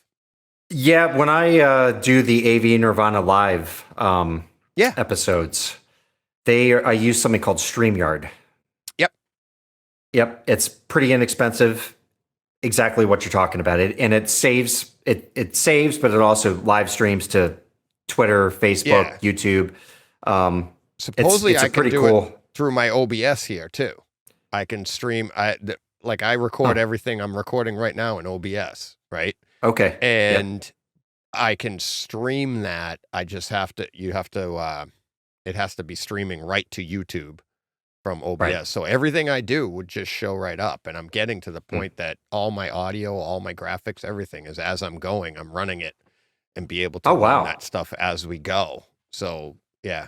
And wow. Yeah. You're way more advanced than I've been doing it for 4 years, and like mistakes come and go, and you just learn. I'm not that advanced. I'm nitpicking away and, just trying to have fun. And every time you learn something, you think you're cruising along easy, I just try to do something else. So there's never an easy street, right? You're always just adding stuff. No. So yeah, it's so true.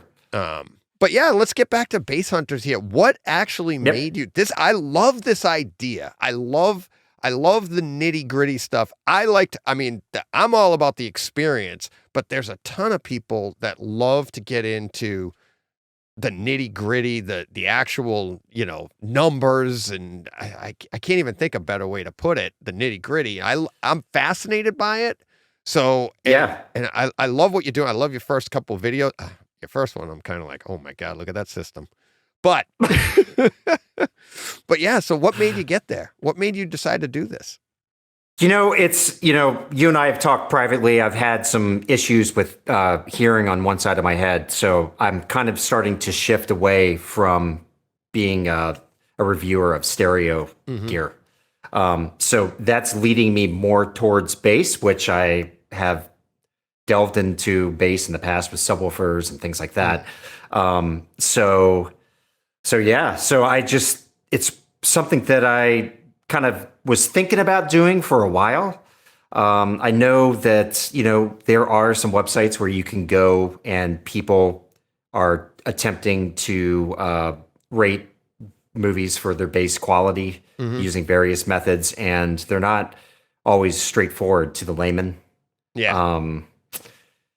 So, and not to disparage the efforts that those folks are putting out there, because it's really, helpful stuff. But, what I'm attempting to do is to do just that. It's to make it more plain speak and use, live scrolling images of the response with the sound, as long as YouTube doesn't start pulling me off for that. I think it translates really well. It makes a good argument to, what you're hearing through visual aids. And yeah. Oh, I was going to say, it could be fun to Multiverse of Madness is a great example coming out hot on the, right out of the gates with this one, because, and when I say hot, I don't mean it's the best bass example, as you say in the video. It's, they could do better. But what's fun is, and this is where, and you and I have talked about this stuff in the past, it can be, it doesn't have to be the best, but then you're like, okay, so that's not the best, but I still had a really good experience with it on my end. Yeah. You know what I mean? Yeah. And it's like, and it's for you to pull out that information with that software, which I think is pretty cool. Where did you find that software? It's top secret government issue. Proprietary stuff. Yeah, I found it on the internet. I can't, to be honest, I searched around. There's all different programs that you can purchase. Some are super expensive, some are less expensive. If this really takes off and, it gets traction, I could spend more and maybe get some better tools. But, for the purposes right now, it's. So what do you run, a mic in the room? And it analyzes the sound. Are you running at reference level when you're doing this stuff? How's it set up? Pretty much. Yeah, pretty much reference. And every time the decibel level is going to be this, set. So there won't be fluctuations in terms of that. But yeah, there's a mini DSP, UMIC 1 or UMIC 1, however you want to pronounce it. And this program takes its calibration file into account. And yeah, I have a central position that I put the mic and record away. And it just takes in that information and spits it out live. It's really, really cool. Yeah. The hope, and now the purpose of this is not to cause you to like something less. Right. I've told you before, one of my favorite movies of all time is The Right Stuff. I love that movie. It's what it got me into home theater. And that movie doesn't have great bass. Yeah. It's just kind of a bright sounding audio track. I still love that movie to pieces. And I'm going to have to analyze that at some point when I have time. But so that's not the point of this. The point of this is for people who really enjoy visiting demo moments in movies to find them and to say, hey, this is where you want to go. And you want proof? Here it is. Look at it. Not only did I experience it, but here's proof. And I think it's going to end up having two kind of end results. One's going to be demo-worthy clips. One is going to be reference clips. And the demo-worthy clips are going to be your Edge of No Tomorrow, that beginning scene. Oh, right? yeah. That's just demo material. You want to challenge your subwoofer? Yeah. Put that on. Right? Yeah. But that's not reference to me. Reference is a bass moment in a movie that gets emotions going, that really plays into the feeling of the moment. It accentuates. Yeah. I mean, it just adds to the power of a scene. Plus, it's really amazing bass. So that's going to get a reference stamp, and then we'll have some that are, hey, this is pure demo. If you really want to go crazy and see what your sub can do, try this out. Yeah. So Lucy, Monster Hunter, they're those are the fun type to me that are just like Lucy's just one of those where it's kind of like that Edge of Tomorrow type scene, but that opening scene in Edge of Tomorrow where your room vibrates a little bit. Lucy's like that, but over and over at different points in the movie, especially when you get inside her head and you're like, whoa, that's a scary bass example, the entire movie. Right?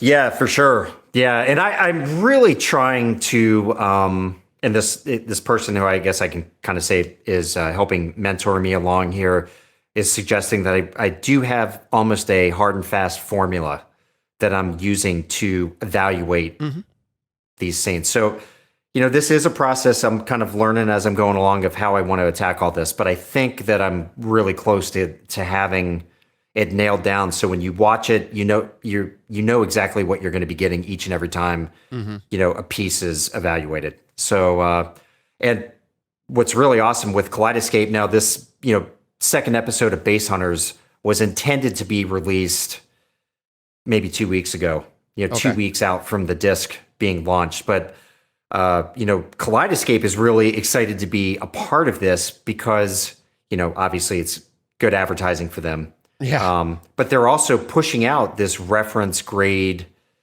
movie material, disc grade, whatever you want to call it. It's the best of the best. You can't get any better as a consumer. And it's coming early, right? So we have Jurassic World coming up. There's a horror movie called the something book, which isn't going to be released on disc until later, much later in the year. So I'm hoping that folks can come to these, even if you're a disc lover, disc collector only. You can get a little sneak peek of when this comes out in 3 weeks, I'm really in for a treat, or I know I can dial up this chapter and I want to experience this or that really early.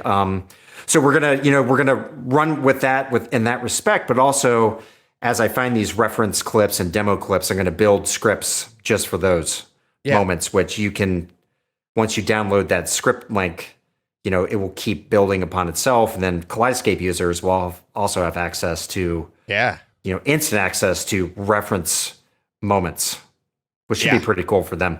Oh yeah. Yeah. Have you seen? Can we get a little sneak peek on your opinion of Jurassic World Dominion? I haven't watched it. You haven't watched it yet? Oh. No. I spun my wheels so much with Doctor Strange, and I had a ton of just like mistakes happening, and then I got down to final edits, and then oddly enough, I mean, I can talk about this. I ended up. This is ridiculous. This is how ridiculous it is. So I had recorded last week. Yeah. Realized it was way too long, but I had some scruff. Oh my God! Thank you. That's awesome. And I was like, well, crap. And then this weekend was nuts. We had my youngest daughter, who's about to go off to college, was her last MCSL, which is the Montgomery County Swim League meet ever. Yeah, so you tweeted that out. Yep. Yeah, that was a real awesome moment for our whole family because we've been involved. We've been a swim family for like 16, 17 years now, and it's a huge commitment, as you know. And that was our last. I am actually the DJ at our home meets. Oh wow! For those, yeah, it's a lot of it's tons of fun. I just have so many friends built into that community, and that was it was a very emotional moment. And she graduated out that evening at a big ceremony and stuff, and it was really cool. But I'm out there. It's like 95 degrees. I've got this like beer going. Then we went that evening, or we went on Sunday to a Yankees O's game, which was at game time 99 degrees. I was dying. All I could think about was just I wanted to get that off my face, but I couldn't because I had came home from that game and got back in front of the camera, same T-shirt, same to film. Yeah, because I was not going to refilm everything. So, believe me, that's not going to be happening again. It's not going to. The things you do for continuity and that you're trying to. I mean, we're doing YouTube videos and we're trying to get the continuity. Like, I think this is the shirt I was wearing yesterday when I was recording with John, which this is going to be inserted into. But I came home from work today to sit down with you, and then I'm like, I think this is the one. I'm pretty sure it was on the pile at the top, folded nicely. So I'm guessing this is.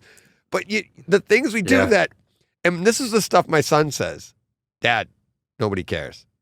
Like those jump cuts that you don't want to have in there, people expect that. They're watching YouTube. They expect this stuff. I'm sure it's probably very true. I mean, I think people care about a lot less than we think. But then that's what makes us. It's what makes us do what we do, right? Like you wouldn't be you if you sat down and didn't have the great lighting that you have, and the light you've got a blue on one side, you got nice warm lighting on the other side, you've got the blurred back. I mean. But that's what makes you happy. And it's like you like doing that, right? And I think that's why you and I get along so well is like ever since day one, it's like the same thing. We have an eye for detail, and that's how we just do things. Yeah. And I, once I committed to kind of partnering with Kaleidoscape on this, for me, it's trying to go all the way or just not do it at all. Like I've got to keep pushing. And I feel the same way about writing, although writing for me has gotten much, much easier over the years. I've been doing it now for, I don't know, 9 years or so. Yeah. It's a lot easier for me to think through the process and get going. So I'm sure that this will get easier also. Yeah. Yeah. I'm just not that much of a talker. So I can give you tips there. We should probably talk. Moving. We should. It's much easier for me to formulate and hide behind a keyboard and just kind of pound away. But I think this medium ultimately is better. Yeah, for getting ideas across. It's on the go. People like you can't read an article while you're driving. You can't. I mean, especially now we're in a society where it's just go go go and. I mean, and now podcasts, I was very, very late to the game on listening to them, never mind becoming one. And the idea of it's just like everything is that you just cultivate what you want to hear and what you want to listen to all the time, whether you're doing like you said, you're walking the dogs, you're doing, yard work, I'm working, and people listen while they're at work because they can on their iPhones. It's just while you're driving. There's just such another way. You can take in so much more content that way as opposed to reading an article, right? Yeah. And articles have their place. I mean, there's still a lot of people that like to sit down and really grind through the nitty gritty of a written piece. Yeah. They're just, it's just the way it is. And they don't want to watch videos. They want, a long form piece. Yeah.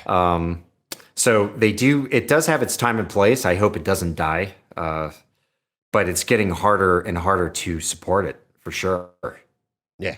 Especially with, YouTube is so dominant.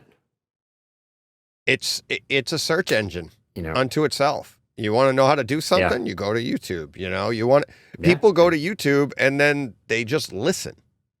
I've done that. I've done that with some of the podcasts where it's like, okay, I'll put it on and you just go. It's like a podcast. You just listen to the audio of it. And then when they say something like, "Oh, check this out," you grab your phone, you look. So I mean, it's really amazing, and it gives a voice to so many people. Just go back 10 years ago, everything that was getting out to everyone was so filtered, through certain sources, and that can be good and bad because there's a lot of professionals out there that their opinion really does matter because they're that good. Yeah. But just having a form like this is pretty cool. I mean, look at this. You're on a computer. We're what, 500 miles away from each other? Yeah. It's like we're sitting in the same room and we're sharing ideas, and other people can listen to them if they want to. I mean, it's just totally mind-boggling. Yeah. And what's funny is that's what John says in the podcast. I think it is, as you're listening to this now, you might hear it later. I can't remember when he recorded it because this is going to get dropped into the middle. But last week I mentioned something just in our conversation in the podcast about a setting in my home theater. And he was like, "Oh, I don't think I'm doing that." So he went and checked it. Boom, instant upgrade. It's something that he hadn't been doing. And it's like, he's been in home theater for a long time. I'm like, I get ideas from you. I'm like, obviously I picked your brain on my latest upgrade here. And it's like, you see this stuff and beautiful purchase, by the way. Love it. Thank you. It's, I'm very excited with it. I haven't had the chance to really sit down and enjoy it that much. But it's a step in the right direction. So, you're going from a Denon unit, correct? Yes, a Denon. I can't remember the numbers off of it, but it was one of the earlier Atmos DTS-X models. And now you have multi EQ XT32. That one had it too. It did. I had the full. Yep, I had the full.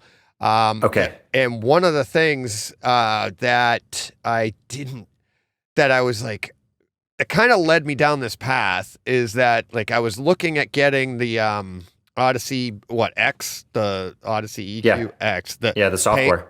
You're right. Get upgraded. That's $200, but it's it only stays to that unit, right? So So I was looking at doing that. I had a 5-channel.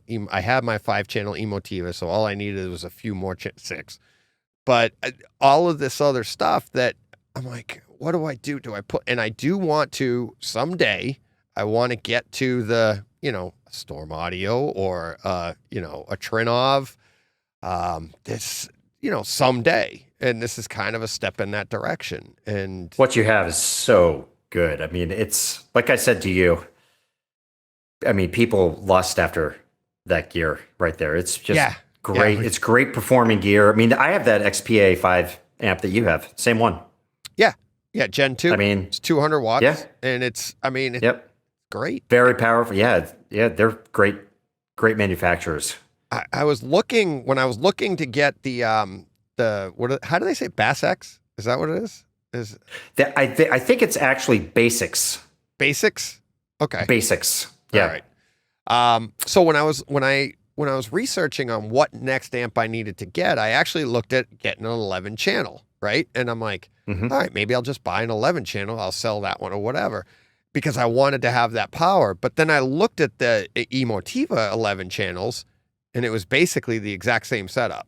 It was 5 at 200, and then you had the unbalanced connections for a lower wattage channel, which was, I'm like, oh, so they're running, you're not getting 11 channels at 200 watts and it's like $2,000 or $2,100.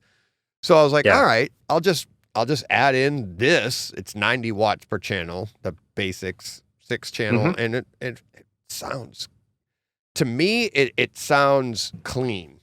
Very. Yeah, I'm sure it sounds great. I mean, I wouldn't hesitate to recommend that gear. And what you're talking about with the other amp, they basically would give you like 5, or you can actually build it yourself. You can say, I want my 3 front mains to be dedicated 200 watts per channel.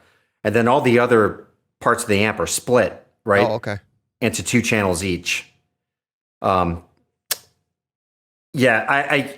think, I mean, they've had a lot of success with basics. I was at Cedia when they first launched that, and they basically told me that the idea behind it is that, the audiophile generation, the people that buy expensive gear, I mean, we're kind of at the tail end of it, but it's aging out. That industry is now looking for, how are we going to hook the younger folks and get them to buy stuff? And so Emotiva has this basics. It's a little less expensive. And the idea is that, somebody who's 23 and in an apartment, just out of school or whatever, or first job, that they can get a really good taste without having to drop all that coin. Right. So kind of an interesting way that they got around to wanting to go that route. I mean, it seems sensible that you'd want lower priced gear. I don't know how much lower priced it actually is. I mean, you could probably tell me since you bought. It was 6 and change, I think. $600. Yeah. So it's about 6 channels, 90 watts a channel, and that's from this stuff better than I do, but that's like a real 90, as opposed to my Denon was. I think that was like 145, maybe 150 a channel, but that's. And like I said, I don't get into that. It sounded great. The Denon sounded great. Yeah. And you and I talked, and I was asking for your opinion. You're one of the people I trust, and I wanted to know, like, what could I expect? And you even said, you were honest with me, though, and you were like, it's going to be a slight, not a huge upgrade. And I was like, okay. I also talked to Ralph Potts, because he has this model, and he's like, yeah, it's going to be, you're going to notice. And I'll get into more of it when I really break it down, but it was a cleaner version, and it really tracked that way. And you were right. It's a minor upgrade, but to be honest with you, and I can't stress, and I already said it to John too in the podcast, I can't stress enough that I know this is a minor upgrade, but it's a bigger minor upgrade than I expected. I wasn't expecting it to be this much of an upgrade. Yeah, I wouldn't say it's minor. I think it's not like going 30 miles per hour in a car and then all of a sudden going 150 miles per hour. But it's definitely like going 30 and then going 65. You know what I mean? Like you're able to push your system more. I mean, with those outboard amps, you're removing the power supply, out of the box, right? Okay. So you're not getting any crosstalk going on there. And you're absolutely right. Your old receiver, it may be 145 watts per channel, one channel driven, but once you start driving all channels, that drops down. Right. But the real question is, what do you really need to drive your speakers? You don't need as much as you think, right? No. What you have is probably way overkill, but that's not a bad thing to have that headroom. I really don't think. I don't think you made a mistake. I think what you did was a really good move. I never look back. I never go, wow, geez. And let me ask you this. It's like, so here's where I heard the difference. Obviously, I watched Star Wars first. That's what I always watch first, right? The original? Yep. No, A New Hope. And the opening score, John Williams, the drums were just more distinct, and like Like you could feel it like a single finger hit you in the chest that I'd never felt before. And then I asked my son about it. I was like, come down and he usually doesn't get wide-eyed about upgrades. And he was like, wow. And he's like, I haven't seen it as many times as you, but yeah, you can feel it. And that's something that wasn't there before. Obviously I heard the drums before, a little bit more distinct. And that's where I feel like it's cleaner.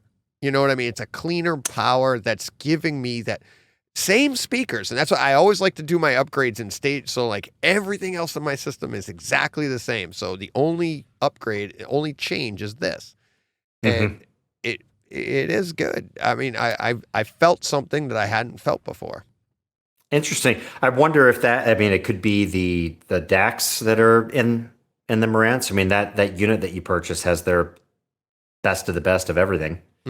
Right? So it could be the processing side. It could be the power side. It could just be that when you ran Odyssey, the microphone was just, however you ran it was just different enough that it focused the image a little more. Who knows? Maybe, yeah. I don't know. It's really hard to say, but I don't doubt that you're hearing a difference. Yeah. I really don't. Ralph told me, he goes, are you going to get the Odyssey, X or whatever it is, right? And I was like, yes, but I want to wait 2 or 3 months or at least a couple of months, experience this, and then see what that $200 gets me. You know what I mean? And like, how much nicer can I, streamline it better, or tweak it a little bit more? I don't know. But it's fun. And again, I don't know if I'll hear a big difference there, but I'm willing to, you pay the money and see how much of difference it makes, Yeah. We can talk later. I might be able to put you in touch with somebody over there that could talk to you about it. Cool. And, I have the new, now I have access to Oro 3D. I have it. I couldn't wait to talk to you about it because you were some Oro 3D. Huge, I love it. I know you do. Yeah. I know you do, and that's one of the reasons I wanted to get this because it was another $200 uptick on my Denon I would have to get, and I was like, do I spend it on that? And plus the other thing, I'm up to $400. I'm like, why put all that into this receiver when I can just put that towards the upgrade? Good choice. And and now I'm really excited about it. And I'm like, whew. I haven't listened to it yet, but you haven't played around with upmixing your speaker, let's see. I have a regular Atmos DTSX speaker layout. I have no God speaker. Still, well, you don't need the God speaker. No. If you're going to listen to straight Oro content, you really need the front and rear speakers mounted in a certain way. They can't be up in the ceiling. They have to be top wall, front and back. But you can still upmix using your existing speakers. And my opinion, and I know a lot of folks in the industry share this opinion, upmixing using Oromatic. I forget what they call it on. They might call it Oromatic on your Marantz, or it might be called Oro 2D. Oro 2D. I didn't know what that meant. I'm like, is that just 2-channel or what? I saw that, but I think Oro 2D might actually be for when you're listening to stereo music and you can upmix it almost like Dolby Surround. Right. And I did years ago. I did test Oro. You're right. It is Oro 2D for that. I pitted Oro 2D versus the Dolby Surround versus DTS Neural X. Neural X. It might be. And for stereo 2-channel listening, no doubt the Oro 2D leaves the front soundstage intact, which the others don't. Okay. And it slightly stretches the sound using your other speakers down the walls. I mean, if a lot of 2-channel guys would just scoff at this and say, why would you ever want to upmix music, right? Just listen to it the way it's meant to be listened to. But if you're interested in that at all, the Oro is the way to go for that. And my opinion also, upmixing like a DTS HDMA soundtrack, an older legacy codec using Oro just gives a much, play around with it and see what you think. But to me, the dialogue lifts, the dialogue's much clearer. You get more spaciousness. It doesn't really seem like it's being simulated. That's what I use when I watch any legacy movie. I just put on Oro. Nice. Yeah, I'm excited for it. I'm excited to try that out because we've talked about it in the past, and I'm just like you're trying to get me to do it, and I was like, I will. Fingers crossed.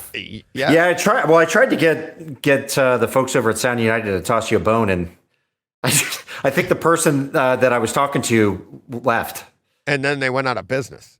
Oro 3D. Oh my gosh. Well, they didn't go out of business. They declared bankruptcy. The parent company or something like that. And then I loved your announcement that they've been bought out. Let's talk about that. I think that's big news, and I'm very, very excited for it. Because I replied to your tweet, I was like, I love the competition. I love what they're doing, and we need more people. And I said company pushing the envelope, right?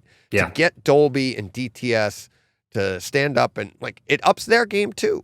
And we're the benefactors of all that. Oh, for sure.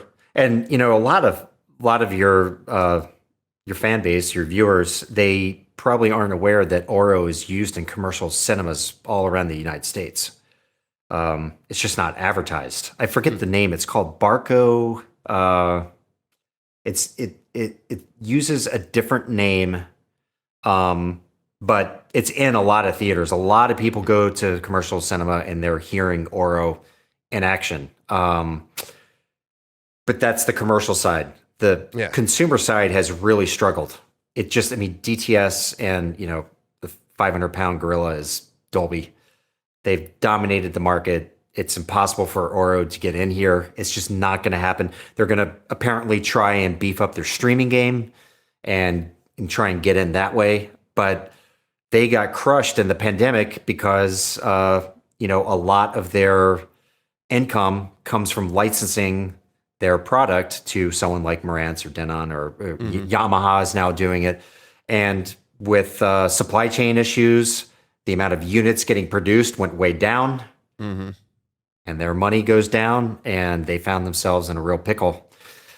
And I guess they had to declare bankruptcy. I haven't talked to anybody over there. I've tried to hit up the person that I know in Oro to see if Wilfried Van Balen, who created Oro 3D, is still involved. My impression is that he's not, and I haven't heard back from them yet. And I've actually had some really fun communication with Wilfried over the years. He's a really cool guy.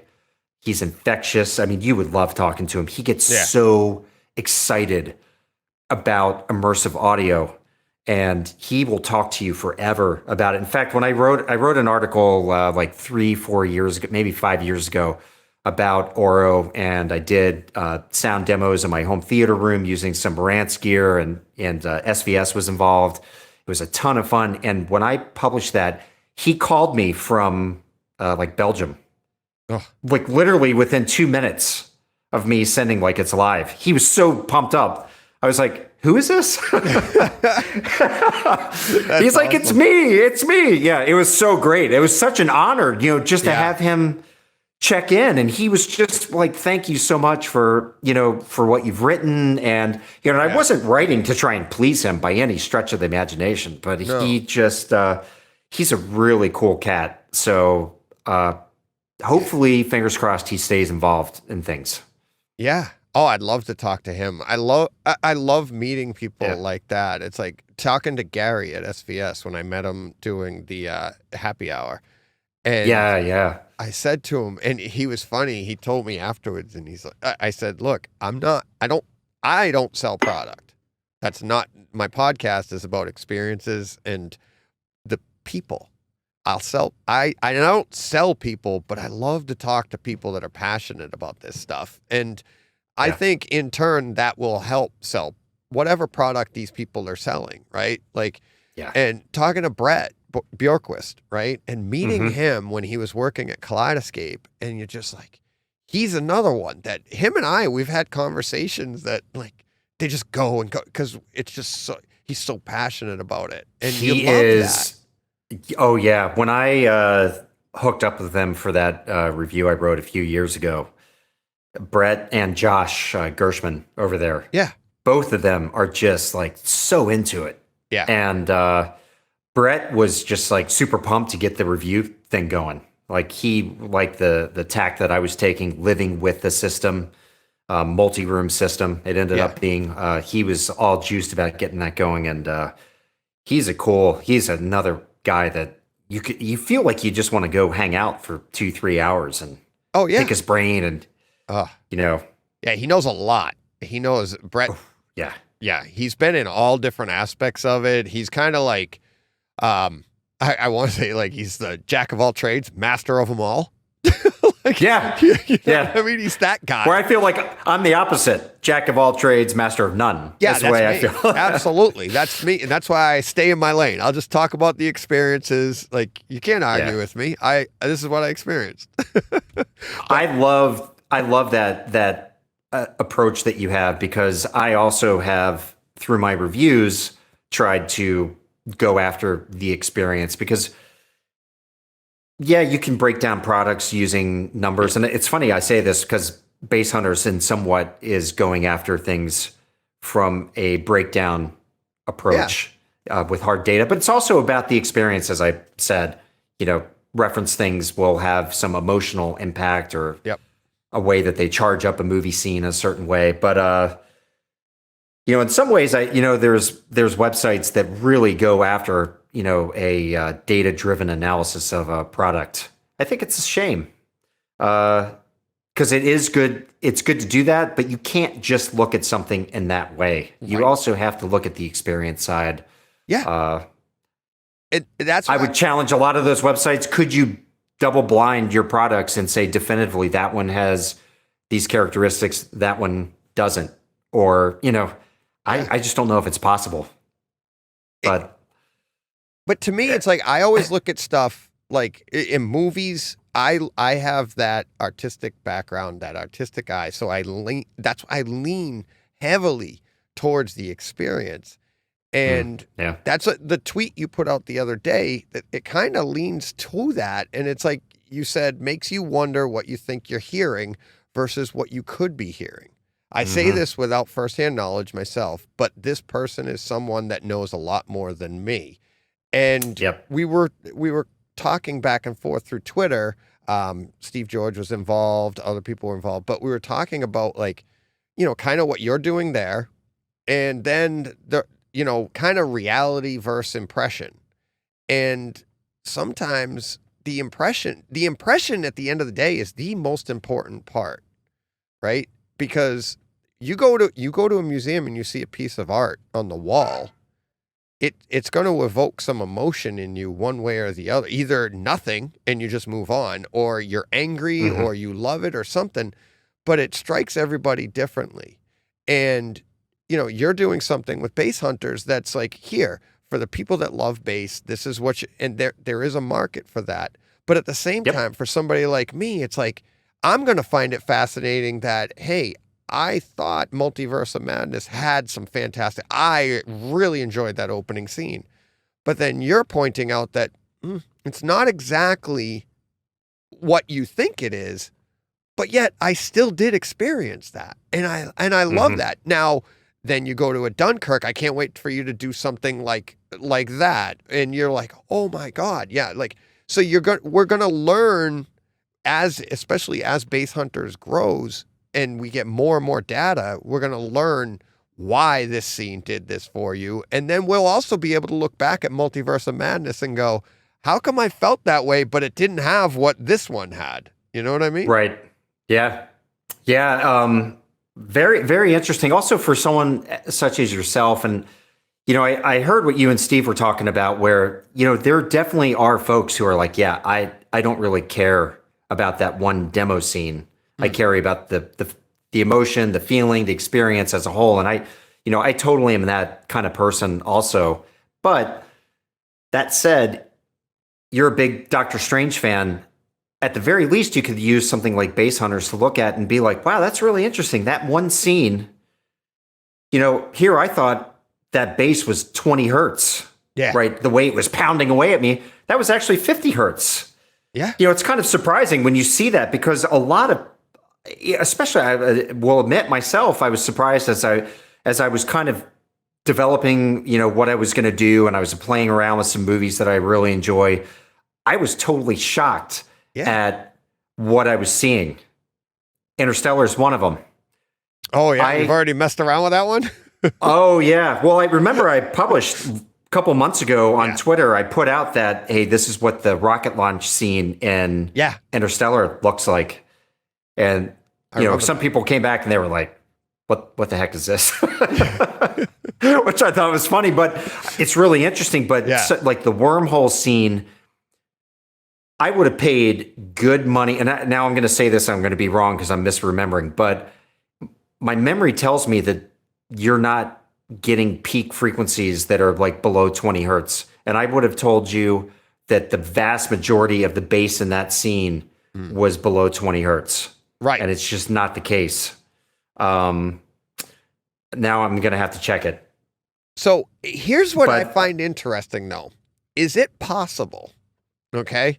So do you remember doing those tricks when you were a kid with, like, you'd stare at something on a piece of paper and then look at a white piece of paper and your eyes would balance and you get to see the red, white, and blue flag on the white paper, but you were looking at the opposite colors over here, right?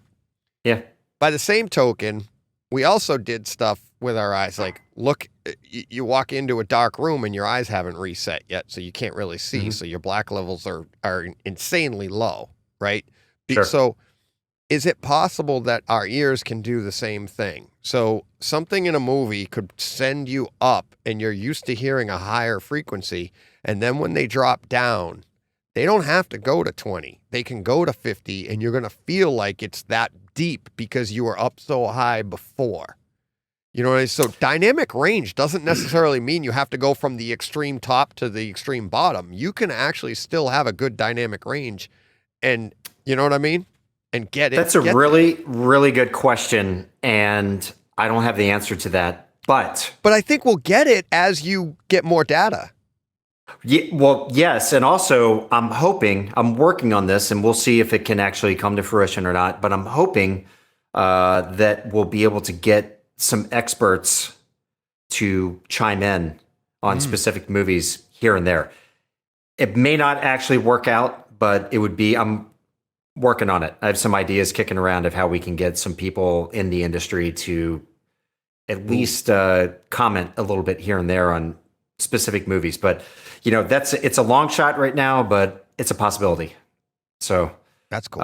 That'll be fun. Yeah. And what you're talking, because there is definitely a rhyme and reason behind why certain things are done certain ways. Yeah, sound design, and the way they manipulate you. They're literally manipulating you, right? And for sure.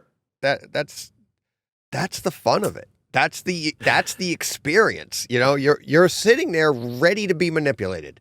Mm-hmm. You push play, you hit play, whatever you want to call it. That was so funny. I know. You said it last. What was it? Was it last week?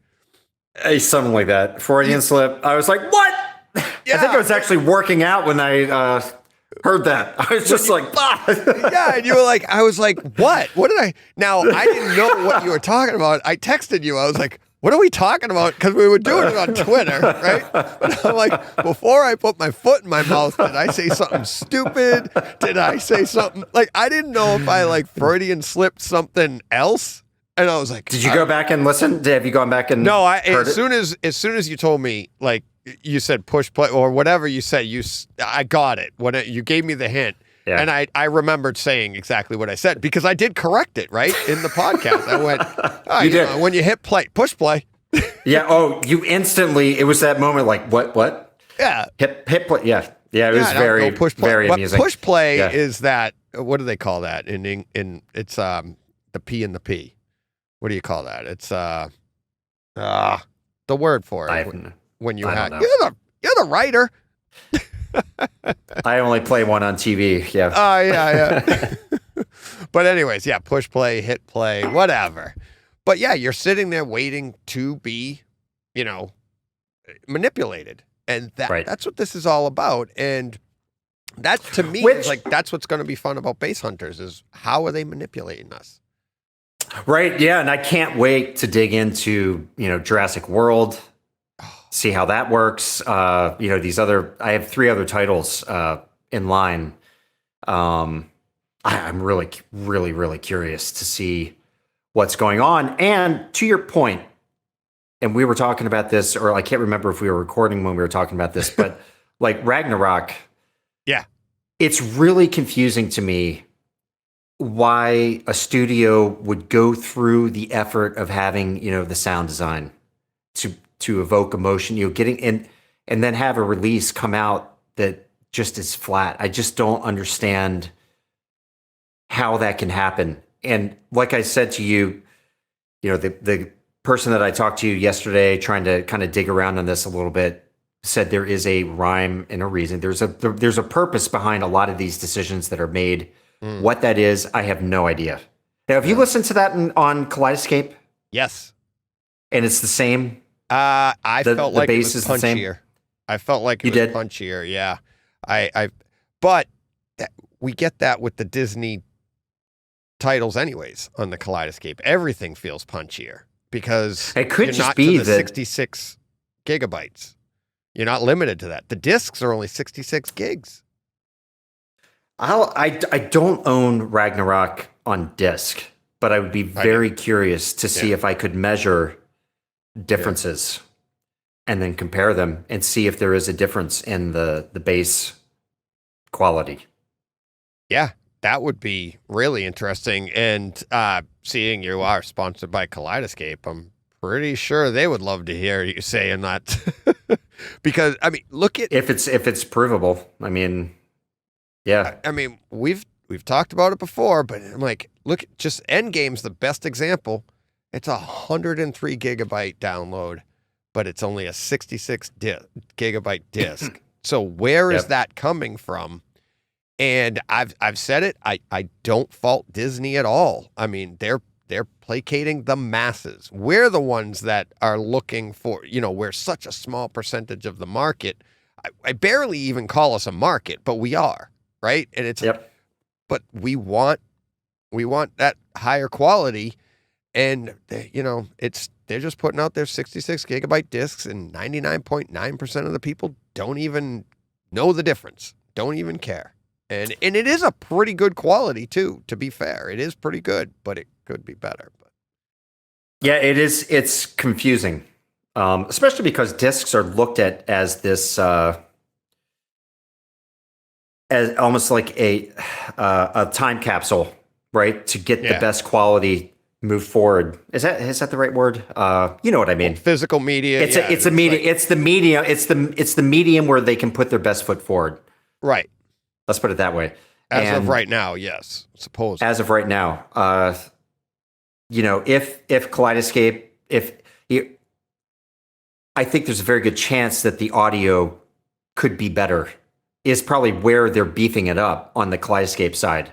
Yeah. When things are streamed, you're really taking a hit on the audio side, right? Yeah. That's where they really like to crush things down.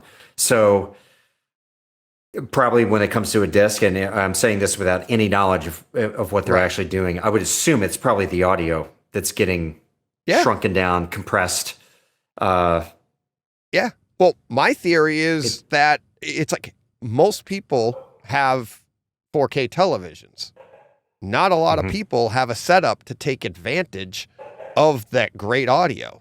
So why wouldn't you put all of your eggs or most of your eggs in the video basket? Yeah. Because and then you compress the audio down even more because most people are through their 4K television or through a sound bar, and then we're the only ones that are actually pulling out the full amount of audio. Sure. And it's like for sure. Well, you have a very small segment of people that are concerned about lossless anything. Right. And case in point is just look at what happened with the original iPod. People were willing to sacrifice everything for convenience. And you see the same thing with streaming. Mm-hmm.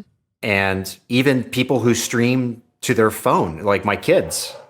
Yeah. You know, all they have to do is walk down into our theater room and they can watch pretty much anything they want in the best possible quality that we have access to here in our house. You know what I mean, though, right? So amazing quality, but they would rather lie up in their, loft bed, up in their bedroom and watch on their phone with earbuds.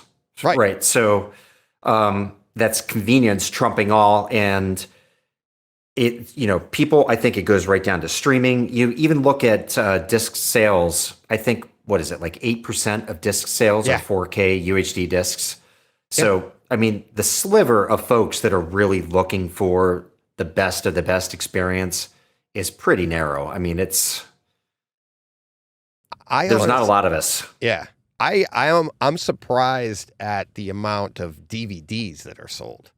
Not Blu-rays, DVDs. They lead the market, right? It's like 70%. 70% of discs that are sold are DVD.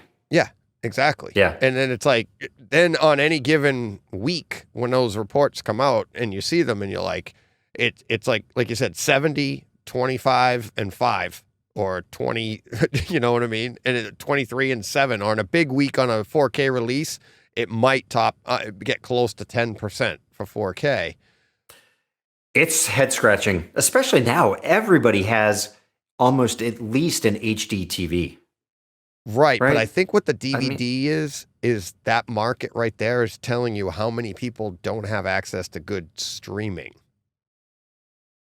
You know, it's like, we think because we have it, but there's a lot of rural areas that don't have access to good streaming that we kind of take for granted.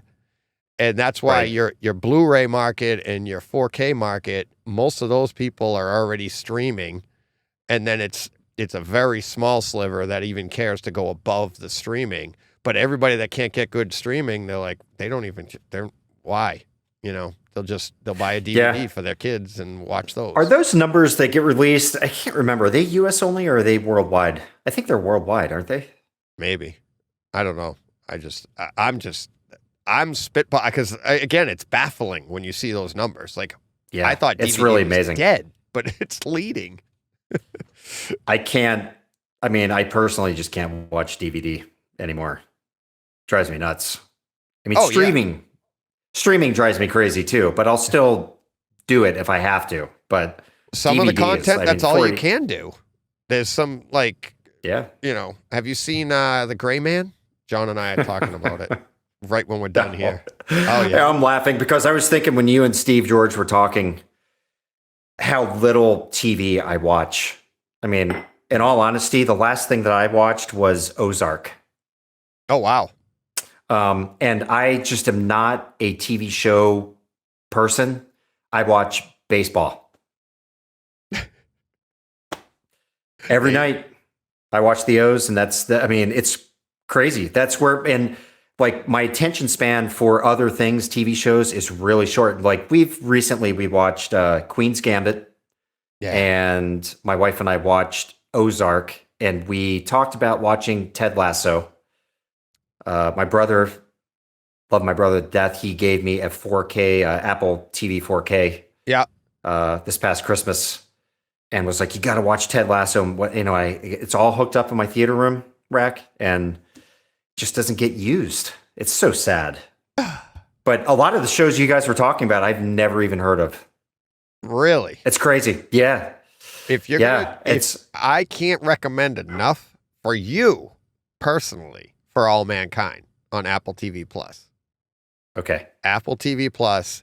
It's a great home theater experience too. Apple TV Plus has some of the best, if not the best, audio and video quality in streaming. And I think give it a shot just to look at it. Look at the opening sequence. Is it a series or is it a okay? And they're in season 3 is just dropped. Oh, so wow. there's 3 seasons. But what I think you'll like about it is it's about the space race.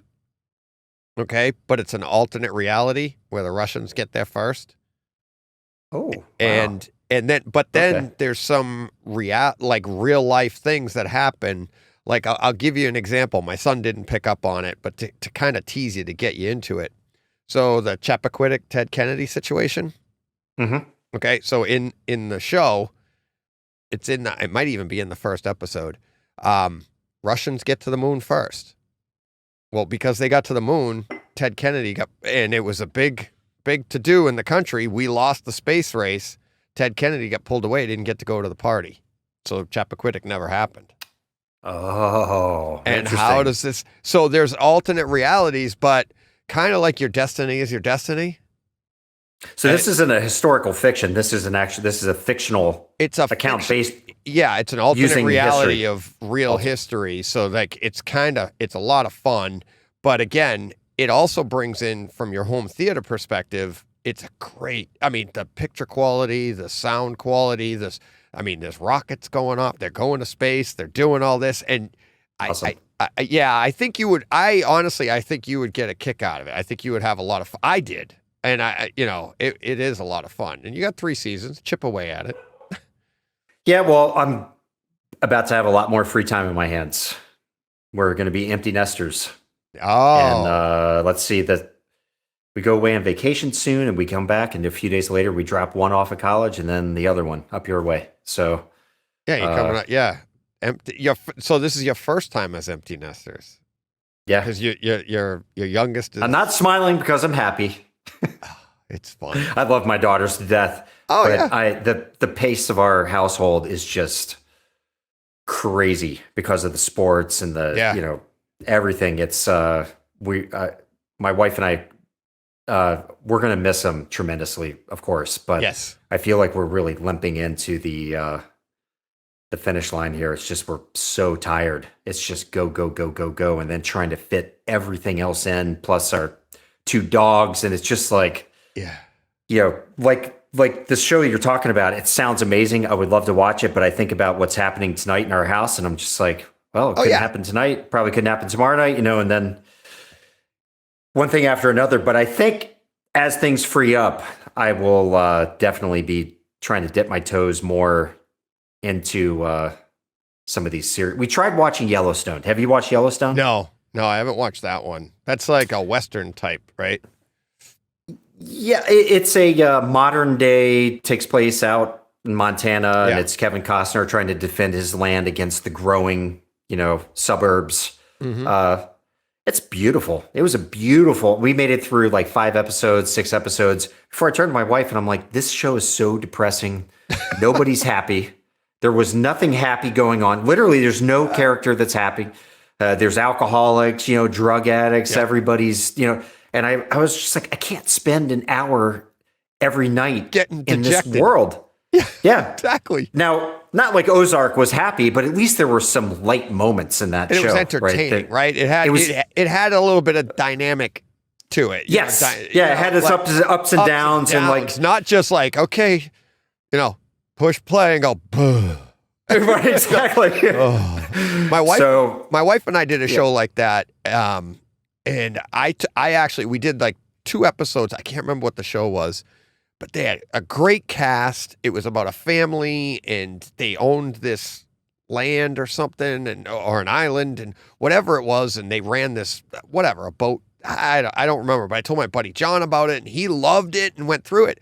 Exactly what you're saying. It's like after like 3 episodes, I looked at my wife and I was like, I can't do this anymore. It's just depressing. It's like Yellowstone. It's like, I'm like, I don't have time for this. I want to be uplifted, or I want to have some engagement, not just be like, wow, it's amazing. I'm right there with you. Yeah. I think that's one of the reasons why a lot of times with movies, I just gravitate toward comedies. Yeah. Because I just like the feel good, kind of take you out of the reality of what's going on in the world and all the craziness that's happening around us. And, I think that's also a reason why people love Marvel movies. Yeah, the MCU, that all of that. It's like it's outside of our reality, and it's like, look, leave your brain at the door and everything that's in it. Just sit down and enjoy, the sights, the sounds, and the scenes. Just have fun, Yeah. And that's why I think, like, even like I said, like For All Mankind, it's like, it's an alternate reality, but it's a little bit more grounded. It's like realistic. Like, this is what it could have been, but it's a great home theater experience too. I think, I'll put that on my list. Yeah. You've already dropped a kid off at college, so you know how emotional that is. Freshman year, day one, drop my son off. Sure. And I remember that day. And then the next year we dropped my daughter off. And now it's like the next step for you is when they come home and you're like, oh, where'd my freedom go? Yeah. I know. But it'll be fun. It's the only thing I'm looking forward to is having a little bit more time. You're not running. You were in the swim world. I was in the hockey world. My daughter was in dance and hockey, swimming. You're constantly running around. It's 20 every day is taken by, constantly taken up, and it's yeah.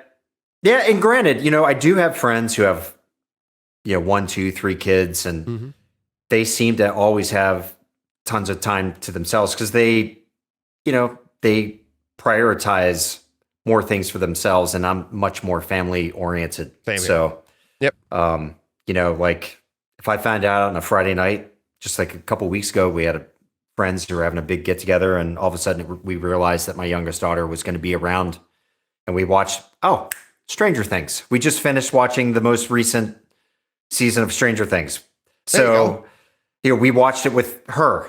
So it was just one of those moments where I'm like, I'm going with my kid on this. And I love my friends to death, but when it comes to family and stuff, family first. Oh, yeah. So, yeah, I coached for years. Everything was my wife took my daughter to the dance stuff. I took my son to the hockey stuff. I was coaching. I didn't start. That's one of the reasons I didn't even start podcasting until I've been podcasting for almost 4 years. My kids were out of the house, 5 years ago? I got the free time. Yeah. So I think Base Hunters is really going to take off. I hope so. Oh, well, I'm working on it. My mind is churning away on that. And you know what's funny? This is a good segue. One thing that we did as a family that we all held out for to do as a family was to go see that kick-ass movie that you're wearing on your shirt there. There you go. Yeah, Top Gun. Maverick. We waited and waited. I actually saw it out in Denver, of all places. We were out there for my birthday. Yeah, you went to, did you go to Red Rock? We went, my birthday gift this year was to see Third Eye Blind at Red Rocks. Yep. And it was, maybe. Have you ever been there before? No. Oh. Never. I've only seen pictures, and I love Third Eye Blind, and my oldest daughter has also become a fan over years of her just kind of hanging out with me and listening. And she was in class actually up at Boston College and texted me and said, "Hey, Dad, Third Eye Blind's coming to Merriweather, which is a local venue here outside of DC." Yeah. And I don't really love Merriweather. It's just outdoor kind of, I don't know. I've just never loved going there. And I was like, "Are they really?" So I opened it up and I was like, "Wait a second. They're going to be out in Denver at Red Rocks on my birthday." Well, it's like 2 days before my birthday. Yeah. I was like, we got to go. All of a sudden, everything came together. I was having birthday celebration. Yeah, which was a really cool thing because I grew up Air Force brat, as we've talked about. And my dad was stationed at the Air Force Academy, which is near Denver in Colorado Springs. Yeah. And wait, USA I Hockey said to my wife, I said to my wife, when we go, I want to spend a day to go back and see the house that I lived in and go see my elementary school. And we did all those things. And I hadn't been back there since like 1983. So it was a total mind trip. I mean, it was just awesome. The whole 3 days we spent out there was phenomenal. And it culminated with going to Red Rocks and seeing a phenomenal concert. I mean, they were great. The picture looked great. It looked awesome. Oh, it was just so fun. You got to get it. So you haven't been out there to see a show? No, not to Red Rock. No, I've been out to Colorado Springs. I've been to Denver. I've been to Colorado Springs. I've been to Moab for mountain biking. But yeah, it is beautiful out there. It's a different type of the planet, different part of the planet for sure. It's amazing. Yeah. Yeah. Denver's a fun town. We stayed in Cherry Springs, I think it was called, part of Denver. Really nice. Lots of restaurants were around, but there was also a theater. Oh, nice. And that's where you saw second Top night. Gun? Yeah. The second night we were there, we were all like, got to go see Top Gun. So I was 3 weeks late to the party. And, I was so glad I can't believe you waited that long. Didn't I text you right after I saw it? And I was like, what? Yeah. I thought for sure you would have been there opening night.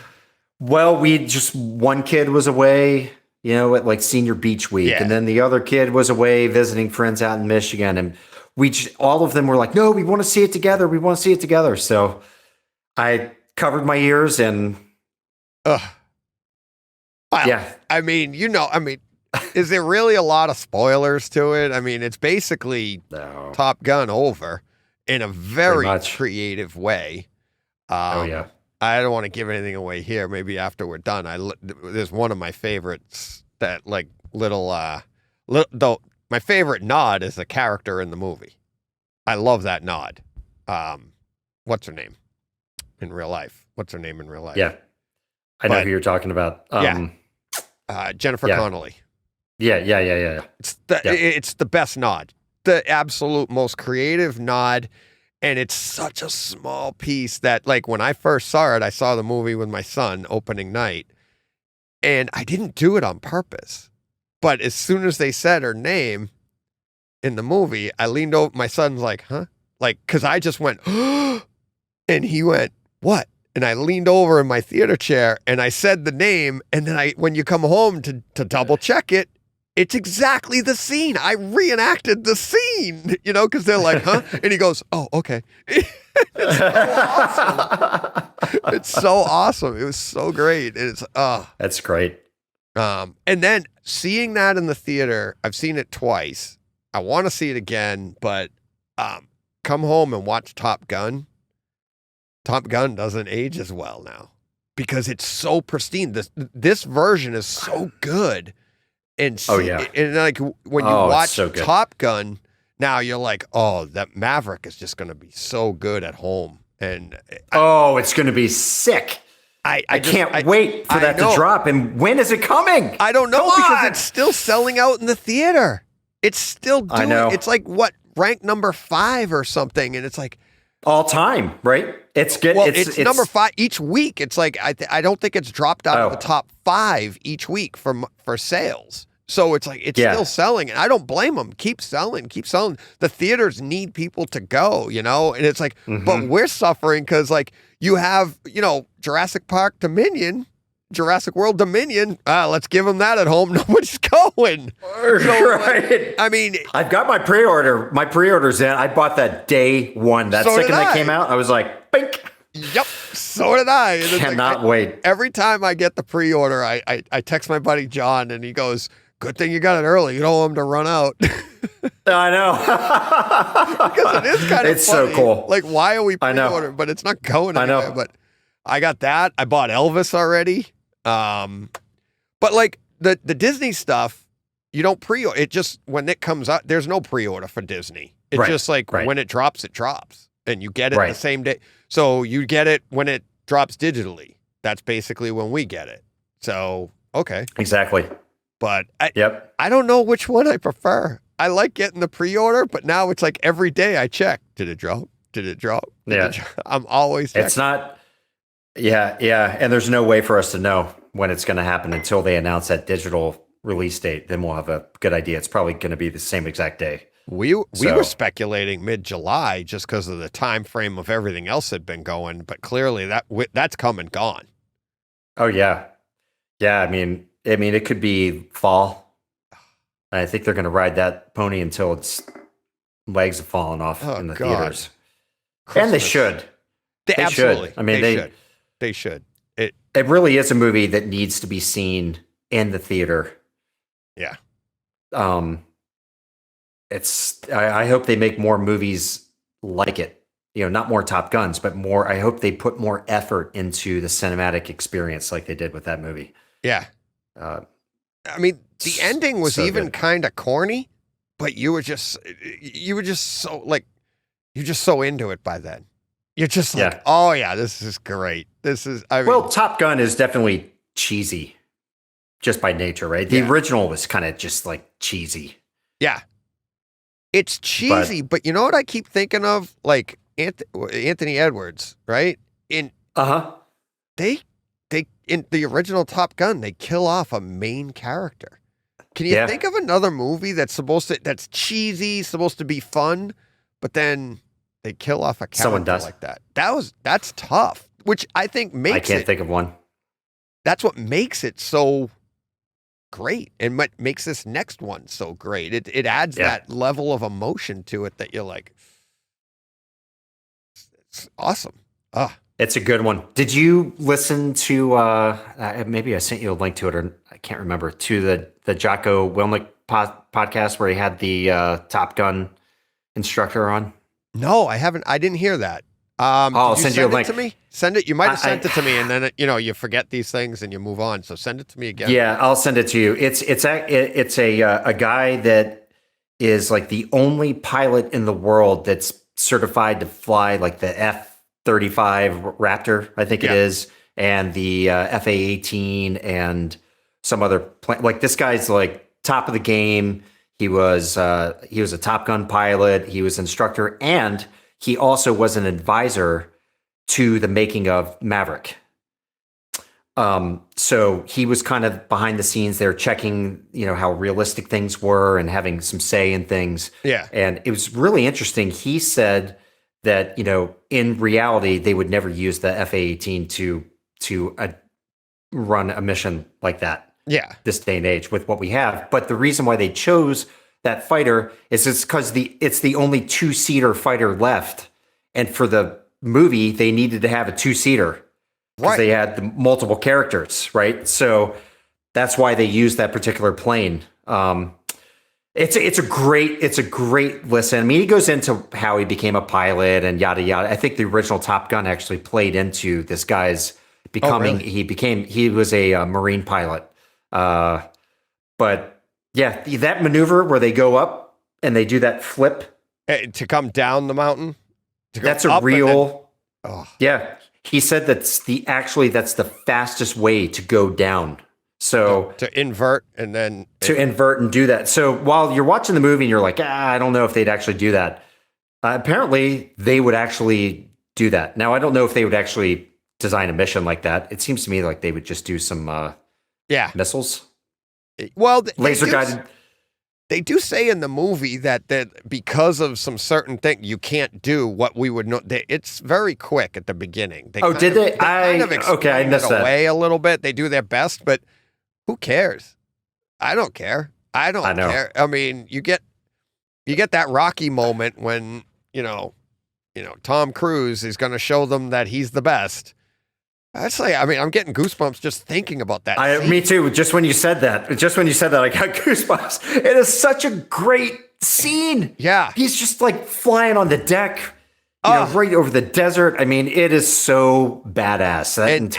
And the looks on people's faces, right? The class. And you're like, what's coming as the viewer. They don't. I know. And then you get, was it John Hamm? Is that the character? Uh-huh. And he's like, what's happening here? And you're sitting in there going, I know what's happening.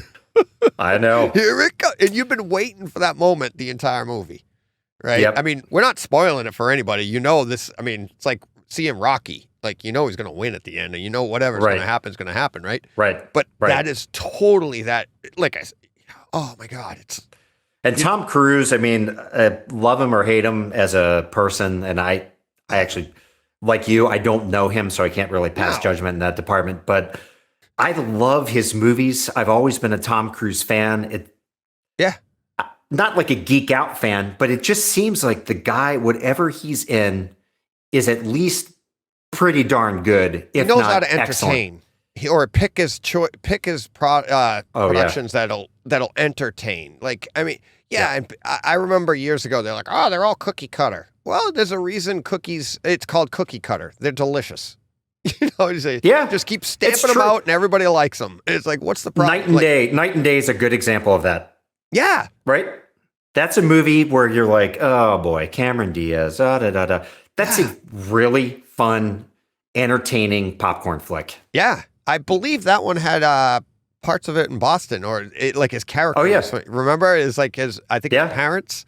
But I love that movie. I love Night and Day. I think it was her. Was it her parents? It was one. I think it was his parents or something. I think it was his parents. She's the one that found out about him. She found out his parents were in Boston, and she went and they're like, we don't know what happened to him or something, right? But it is. It's one. I mean, obviously you have your Mission Impossibles. You have obviously now 2 Top Guns. But yeah, he's just so entertaining and just he is just fun. I love the fact he does his own stunts. Yep. That new Mission Impossible movie, that was one of the trailers that we saw in the theater. Yeah. The one coming up. And you're like, oh my God. And I was just like, oh, yes. Yeah. I love those movies. Yeah. And a lot of it has to do with him in it, just pushing the way the story is rolling out. He's a fun actor in that regard. When you saw it, did you get to see him thank you for coming out to the theater? I thought that was such a cool touch. Too. And it, especially really after what everybody went through and what they went through to wait to put out Maverick, right? And it's like, hey, we're not releasing this streaming. We're not putting it into the home. We want you. We held out for you. And then for him, like, I thought that was such a cool touch for him to be like, thank you we did this for you, which, yeah, they did. 1,000%. It's awesome. I mean, I respect a lot of things about his public behavior in that regard. He came out a few years ago with that PSA about turning off motion interpretation on your TV. Yeah, cinema. It was him and Scorsese. The motion smoothing. Yeah. He cares about how the art form is consumed. Obviously they wanted to make a lot of money off this. I think he probably also wanted people to really experience how majestic this film can look in a proper setting. Well, the experience. I think he's trying to provide experience, I know that's my podcast, but I mean, that's what he's going for. That's what these movies are supposed to be. And his movies really lean into it. Oh, they do. Yeah.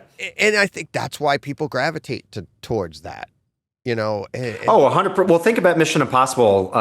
Was it number 4, the Rogue Nation? Where he's on the motorcycle? Yeah. Chasing after what's her name? I mean, there's no way that scene would look anywhere near as awesome if he wasn't actually on that motorcycle. Yeah. Doing that. I mean, awesome stuff. And also, by the way, DJ, during the pandemic when they were filming, I believe they were out in England, and he got caught in that hot mic moment where he went off on people who weren't wearing masks. Yeah.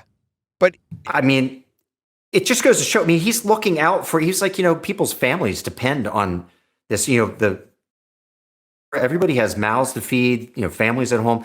So I think this whole, he's a terrible person narrative maybe isn't reality, the tabloids would have you believe. You take a snippet of anybody, Christian Bale, the same thing. Remember when he was doing Terminator and he loses his mind? But, and here's one of right? But these are passionate people. And much like anything else, and one of the things that I find amazing to me, one of the people I find amazing is Tom Brady, because he's avoided all of that negative part of his passion. And if there's anything about people, it's like that heartbeat thing, that your highs are high, your lows are low. I'm a very passionate person. I have a wicked temper. So as happy as I can get, and you have to control that side of it.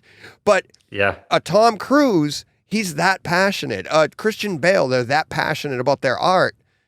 There's going to be sides that you're he's gets that angry. And it's I mean, as long as it's within control, that's you're going to have that side. So I don't think it's fit to your point. It's not fair to focus on just that, because look at how good, like how great what his passion has produced. But there is a dark side to it. There's a light and a dark to everything. And that's, you know, the thing about Tom Brady in pressure situations too, he really knows how to deflate the pressure.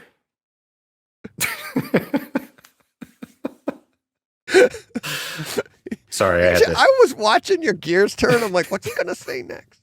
I'm sitting here talking about this, and I know you're just like, I've got the comeback. I don't even know what he's saying to me. I got these headphones on. I'm not even listening to him. I just know I'm going to talk about deflating footballs. And you're like, how can I word this perfectly? Yeah. Let's go to the videotape and we'll see it in action. Okay. So anyway, but you're totally right about everything you said though. But yeah, so Top Gun though, I mean, Cruise drove that film once again. I think the supporting cast was really good. Miles Teller, holy crap. Did he nail it? I mean, he nailed it. The costume department gets a huge nod too. I mean, jeez, he looked just like him. You know? It's scary. Yeah. Unbelievable. Yeah, great film. I mean, it's not, I don't think I would say that it's going to be like one of my top 5 favorite films ever, but it's awesome. Yeah. Right? It's one of those movies that I'm going to watch a lot of times. I'm going to enjoy it every time. Oh, yeah. Let me give you one that it's not a spoiler, but I'm not sure if you noticed it, but when you watch it a second time, so you know the end scene, the end battle, and Tom Cruise is still in his plane, and Miles Teller is in, Rooster's still in his. And Rooster's lagging, right? And Rooster starts saying, he's like, talk to me. And he says this line, he goes, talk to me, Dad. Yeah. Jump cut to Tom Cruise talking to Rooster, telling him, come on, go. And it was that moment where you're like, because that's what he was trying to do. He was trying to fill in for Goose. Mm-hmm. And he's like, it was that moment where like, talk to me, Dad. And then they jump cut to Tom Cruise saying it. And I was just like, it was such a nice, subtle moment. Like, and if you took it literal, it's like Rooster's talking to Anthony Edwards' character, to his father, talk to me. But in reality, it was Tom Cruise saying, now he's taking over. And I just loved that. Those are the little things that and there's tons of that all the way through the movie. Oh, for sure. You know what else also struck a chord with me was, in The Force Awakens, when Harrison Ford has his first encounter with the Millennium Falcon again. It's like old friends kind of being reunited. Do you know what I mean? Yeah. Right. So, and there's like this nostalgic moment for you as the viewer because you relate the two together, and then you're watching them kind of reunite, right? And so it really tugs at your heartstrings. I had that same feeling when Tom Cruise came across that F-14 Tomcat. Yeah. Right? Yeah. It's the same, they took the same concept and transferred it over to Top Gun. It's the same thing where you've got this majestic, aging fighter jet. It's iconic. I mean, that was a huge reason why I loved the original Top Gun, because when my dad was in the Air Force, we were out in the Philippines, stationed in the Philippines. There was a naval base nearby, and we would go swimming out in the ocean there where the aircraft carriers were, and these F-14s are just flying all over the place. Oh, jeez. That's awesome. And they are just such crazy planes. I mean, you've probably seen one maybe at a air show or something over the years, but they're incredible to see because they're so big and loud, and I don't know. There was just something about that when they got into that little hangar and they saw it. Yeah. It's just like, and Tom Cruise is showing his age. He's a little rusty still. He wants to be in the game. So just like Harrison Ford was, right? He's he's knocking the rust off, and just a really cool, I love, especially for guys like you and I, we are both like young teenagers when Top Gun came out, and it just really resonates well for us. I don't. What'd your son think of it? Loved it. Yeah. He didn't get a lot of the stuff like that we get because he just doesn't have that emotional attachment to the first movie. Mm-hmm. But he absolutely loved it. He can't wait to see it again at home. And I think it turns out it is like one of those family things. Like you went with your family. I know a lot of people that have done that, and it's like they turn it into a family event, and pretty, especially coming out of the pandemic. I think it's gonna go down as something pretty historical because I agree 100%, signifying the end of it for at least movie going. To some degree. I mean, while they were showing the trailers, I was kind of taken aback actually that they were advertising Netflix. I think it was Netflix. A couple releases that are going straight to streaming. I was like, in the that's theater? Interesting. Yeah. That's funny. But there was at least 2 or 3 trailers where I was like, oh wow. One was Mission Impossible. I forget what the others were. Avatar. I was kind of like, sweet. I don't think I saw an. Oh my God! Every time I've been to the theater, I've seen the Avatar trailer for Avatar 2 coming out in December. Maybe I just blocked it out. Yeah. Here's a little tidbit that you might find surprising, but I've never seen the original Avatar. Really? Well, I know they're re-releasing it. They are re-releasing it in 3D. Okay. I own it. I own it on disc. I've never watched it. Do you have the 3D or just the? My projector is 3D capable, but I don't have the the glasses. So yeah, I have the 3D. It's pretty good. I have the glasses. I have the 3D. I've watched it. It's pretty good. But obviously, when that movie came out, that was the 3D on that was just groundbreaking. It was amazing. That was. And I'm hoping he does something similar now. According to the reports, he's going with higher frame rates on Titanic and Avatar. And who knows what he's going to be doing on the new Avatars. Interesting. Yeah. Have you seen that little Titanic clip that's going around on social media? This is what it looks like in 60 frames. I haven't seen it. I've heard people talking about it. I've just flipped by it. I haven't actually watched it yet. Have you seen it? Yeah, it's pretty. I saw it on Twitter and I commented that it looked like, severe frame interpolation on a really cheap TV. Oh yeah, I think I saw you say that. Yeah, I was just like, no, I can't do that. But I really like the 24 frames a second look. But did you see Gemini Man? Have you seen it? Yes. Yeah, I've seen it. In 60? I didn't love. I mean, yeah, I don't mind a little judder, and it's just, I don't know. I think it's the old-fashioned side of me, I guess, which sounds weird to say, but you know what I mean. Yeah, no, I know what you mean. Kind of what I'm used to. I like the 60 because I like the idea of advancing, trying something new. I'm not saying everything has to be that way. I'm not saying go that way, but I like the idea of just like we get like black and white versions, or we get, different things. All of these, I like it. You're pushing the envelope and see what happens, and it's fun. It's like watching Gemini Man in 60 frames on our projectors. It's that giant screen, and it's like crystal clear. It's scary. It's pretty intense. Yeah. Yeah. It's definitely adds a very different flavor to the art. Yeah. Yeah. I'm talking to people when that came out. Rob H from AV Rant was talking about it and how actors have to act differently because of 60 frames. Oh yeah, you had mentioned that to me before. Yeah. And it's like, because in 24 frames, mind blowing. Yeah, they over enunciate and they do these things to make because if you don't, it comes off as flat. But if you over enunciate at 60 frames, you come off as like, cartoonish, like it's too much. So it's different actor. It's a different way of acting. The lighting is going to be, it's an entirely different, medium, really. It's changing it. It is. And that's what I find fascinating. I find fun, and people are doing it different. Was it Ang Lee's the one that's done it the most so far? with Long Halftime Walker and Gemini Man.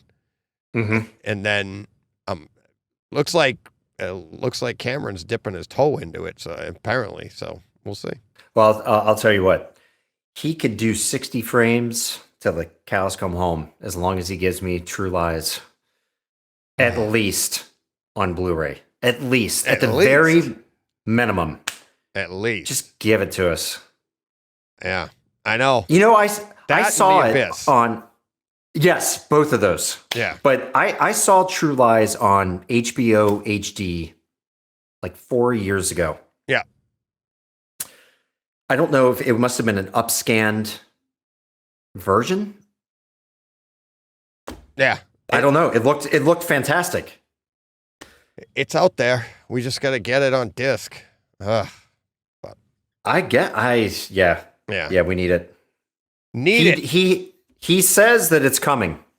That Abyss, supposedly, that I've heard for years, that every year people are reporting it's coming this fall, it's coming this such and such. Now that Avatar's coming out, hopefully, I heard that was one of the rumors, like he was concentrating everything into his Avatar project, which is multiple movies filming at once. I've heard that. Hopefully, I don't know. When it comes, we'll be all excited. And it's been a long time coming. But I mean, even when they release a date, we'll look at Panic Room. Panic Room was supposed to come out in like January or February, in HD, and it just never dropped. At least as far as I know, it never did. It's just the date came and went, and that was it. I mean, the movie house had even released information about it and everything. And I mean, where is it? Yeah, I don't know. Lots and lots. Yep. It's not like we're hurting for content, though, Todd. No. No. As you know, I have a lot of content to catch up on. So. Yes, you do. But you have, and here's a little tip for you too. Getting back to Base Hunters, as you're producing these shows, you're going to be in your theater and you're going to be analyzing these movies. You got to take a break and watch some other stuff. It's hard. It's going to get hard to do. I know when I'm breaking down movies, it's like, you're like, okay, what'd you see this week? One movie over and over. So I'll tell you what, DJ, my plan is to run the analysis while I'm watching and then look at the analysis afterwards, awesome. Which, you know, I think one time you had told me that when you watch movies, you run a timer and take screenshots. Mm-hmm. So I'm going to timestamp in a similar way so I can just sit back, enjoy the movie without thinking about it. You're doing it on Kaleidoscape, right? Yep. Okay. Here's how I timestamp now on Kaleidoscape. When you tap open your phone, as long as you were just in the app, it's going to have the timestamps right there. Do you know what I'm talking about?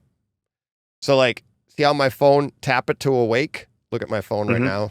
If I tap it to awake, if I was in Kaleidoscape at the time, it will show you on the screen, it'll show you where you are in the movie. It'll have beginning. Oh, right. Oh, that's a good idea. Okay. And you just screen grab that. What I do is I pull it up. My phone wakes up on my right next to me. No lights, no nothing. And you just screen grab really that good moment. Point. That's how I timestamp my movies. And then you'll just know as you go through, you'll have a bunch of pictures at the end and you'll see the timestamp right there. It's super easy to do. I used to have to actually start and stop a stopwatch on my phone and screen grab that. Now, because of the Kaleidoscape, it's right there. Yeah. Okay. Yeah. So perfect. That's what I'll do then. So I'm hoping that, you know, a lot of what I went through before is going to be streamlined down. Yep. You know, to the point where I can watch, analyze, go back, recapture everything, talk about it, get it out. So, I mean, that's the way it's going to have to be. I can't spend 3 days on an episode. Right. I just can't. I just don't have the time for it. So, fingers crossed. Fingers crossed, but what you've got going is great. I'm looking forward to Thank more. You. I'm really looking forward to. I appreciate it. I'm really looking forward to your analysis of Lost World Dominion, because it was a completely different experience for me at home, and it was because of the bass. One of the biggest reasons was the bass that I wasn't getting in the theater. So it'll be really interesting to see how how that breaks down. I'm really looking forward to doing it, and I'm hoping I can get it done before I leave town on vacation. So, well, family first, buddy. Man. Yep, that's right. Got to do that. I'm heading up to New York this weekend for the flat panel shootout. Oh, nice. So got to do that first. Hopefully, I can maybe watch Jurassic World tomorrow. Ooh. We'll see. I'll let you know. I'll send you a text when it happens. So, all right. That'll do it. I know you're a busy man tonight. Thanks for having me on. Thanks for coming on. You got to come back for Maverick. We got to do Maverick Definitely. together. I mean, Let's you're do a it. big Iron Eagle fan, so we've got to get that in there. Huge Iron Eagle fan. I've seen it at least 4 times since we first talked about it. Oh, yeah, Maverick. So I can't wait for that. I'm so excited for that. So it'll be great to have you break that down. I can't wait to see. I bet, here's my prediction. They're going to push it long enough that the disc release is going to happen right around the holidays. I was just thinking that too. Like, it's going to, I think they're going to try and wait, it's going to be a while, but. Or they'll do it on in November on is it Veterans Day? In November? Oh, yeah, that's a good point. It sounds like something Tom Cruise would pull too. Yeah, it totally is. So yeah, he's crafty in that way. Exactly. We'll have to see. We should get a little pool going. A little bright side Maverick pool. Yeah, exactly. Over under on when or who's closest. Yep. So all right. Awesome. He's Todd Anderson. He's of AV Nirvana, but now Bass Hunters. Bass Hunters. Which is the Bass Hunters, it's part of AV Nirvana. AV Nirvana, yeah. Yeah. So yeah, awesome. So, it's all I'm two already. Looking forward to many more. And as you go, the compiling that data is gonna. I mean, we're gonna have a lot. We're gonna learn a lot, I think. So thank you that's for the doing hope. it. I hope it works out. Yeah, yep. For sure. Thanks for taking the time to give me feedback and supporting. I really appreciate it. Oh, no problem. All right. Thanks, Todd. And we go back to our regularly scheduled show with John. Later, buddy. All right, later. And we're on the other side. And we're on the other side. Wasn't that a great conversation? Yep, that was awesome. Oh, so good. I mean, he was so forthcoming with all his information. Everything was great. Oh, the magic of magic of podcasting. Exactly. What's Owe me a Coke. Yeah. Oh, you a Coke. Yeah, I still have the graphic up here from Star Wars: A New Hope, so we can get out of that. Turn the projector off. Yep. Tokyo. Nope, wrong one. Turn the projector off, and let's go over here to the Gray Man. Yes, the Gray Man. All right. Who wants to go first?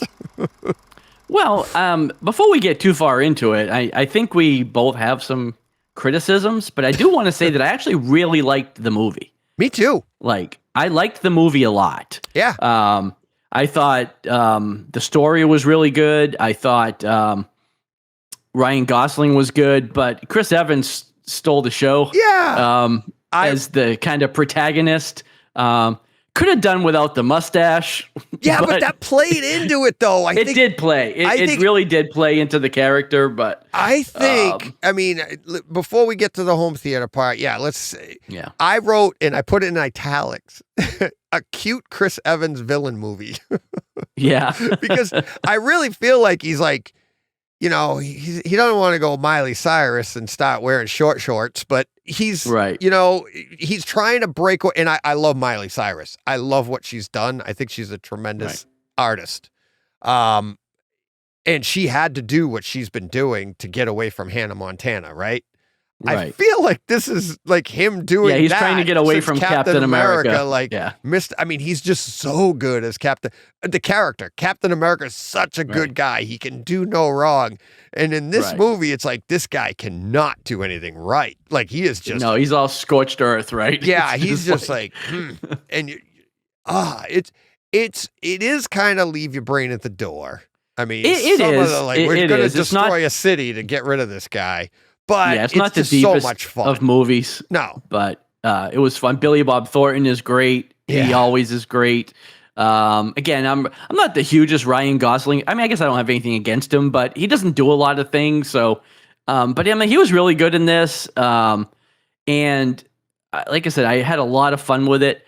The problem is that this movie, we should be talking about this the same way we talk about Extraction and The Old Guard. Yes. Because of the type of movie this is, it should have had the same kind of effects and the same kind of sound design, but it just didn't have any punch at all. It felt so great. I thought were fun. Yeah. I have some scenes that we can get to, but what I found interesting is like while I'm watching this movie and it just didn't have, I had to go back and look at other stuff and I was like, Atom Project. That just came out recently. That was 6 Underground. That was so good. The opening scene to that is I ran out of my theater and I came in here and sat down and recorded a 6-minute podcast. I remember that. I was so excited. It was so good. You're like, they can do that. And then you, like I said, I watched Extraction. Stranger Things. And Red Notice. No, I'm thinking features. Even movies. Yeah. Red Notice was really good. Red Notice was really good with 4K and Atmos. All Ryan Reynolds jams. Well, Army of the Dead. Yeah. Army of the Dead, the 4K in that with the HDR with those neon, it was beautiful. The Atmos. I'm not even a zombie person. Right. I don't mean physically. I know I'm still alive. Yeah. But I mean, I'm not a zombie. But type. yeah, I you don't like those that. movies, Yeah, you don't really like those I had things. so much fun with that. It was such a great experience in my room. And again, The Old Guard. And that's why I kind of picked The Old Guard and Extraction and like Atom Project. 6 Underground I've seen a bunch of times because it's just so dynamic. But I was like, let me go back to these couple and see what these are. And that's why I put them in the show. But they have so much good stuff. I feel like this is the first one. It's still fun experience. Like I said, I've got some scenes like here. I said, I really liked it too. I liked the movie. Yeah. But again, this movie had the car chases. It had the plane crashes. It had the gunfight. It had all the stuff that should have made it great. But it just didn't have it. It just wasn't there. Yeah. And I was really disappointed with that part of it. And we're not alone. Like if you read any of the reviews or the forums about this, they're all saying the same thing. Now, a lot of people didn't like the movie either. That's fine. That's your preference, whether you like the movie or not. But universally, people are complaining about the sound. So we're definitely not alone or breaking new ground with our opinion. But no, it's you had Colleen from Iron Fist. Yeah. She was in it. Which was funny because I saw her in the credits at the beginning, so I knew she was in the movie, but then I didn't recognize her until the movie was almost over. I was like, I recognized her right away. I didn't. I was like, oh my God, that's her. That's Colleen. And I was and I was like, I knew she was in it, but she didn't, I don't know. She looked different to me. Shorter hair. Movie, so, well, she for sure, but hair, yeah. I didn't pick her up right away. I didn't read her in the credits. I'm not good with names like you are. And I knew, I'm like, that's Colleen from Iron Fist. I'm like, and that's not like me to pick a name. I'd normally be like, who the heck is I know her. Yeah.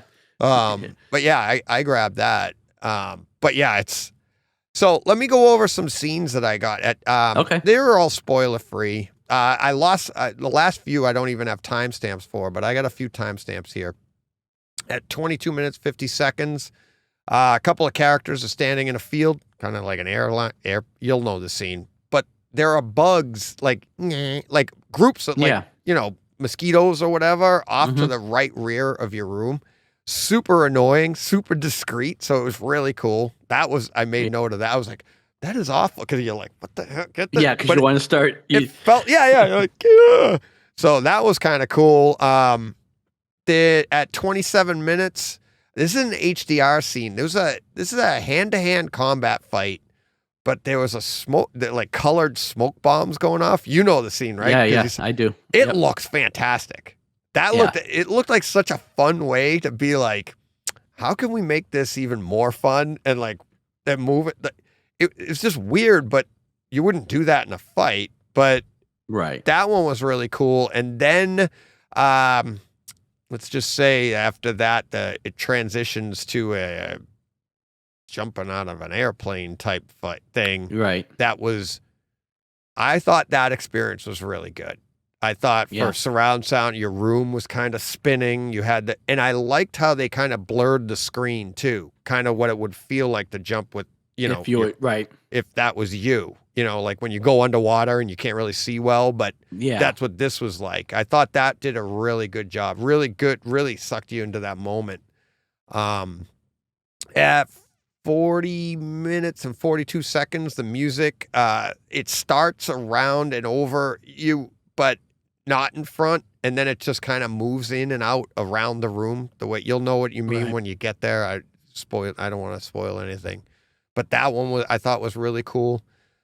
Final fight I thought was it's easy to. I mean, you don't need a timestamp for that. It's just the final battle, kind of the end. But the way the background was, I just thought it was a really good, really great HDR streaming. I thought the HDR in this was really good. I thought where it was lacking was the sound. Yeah, visually it was pretty good. Yeah.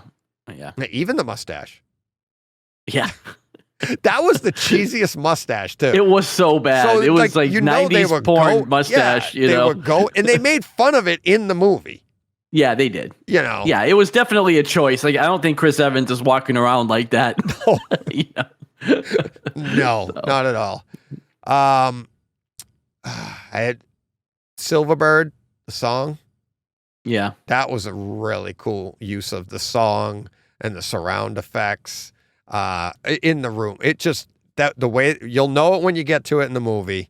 I thought that was really, really good. Something definitely to look forward to. And the end credits, I think are like right when the movie ends and they go through all the different actors and they show scenes of the movie in pewter. The gray man, get it? So it looks, for HDR, it looks spectacular. Yeah, that was pretty cool. I didn't watch all of the credits, but I saw some of that. So, all right. Now, I'm hoping that next week we're going to be talking about this again, much like your, Neural X upmixing.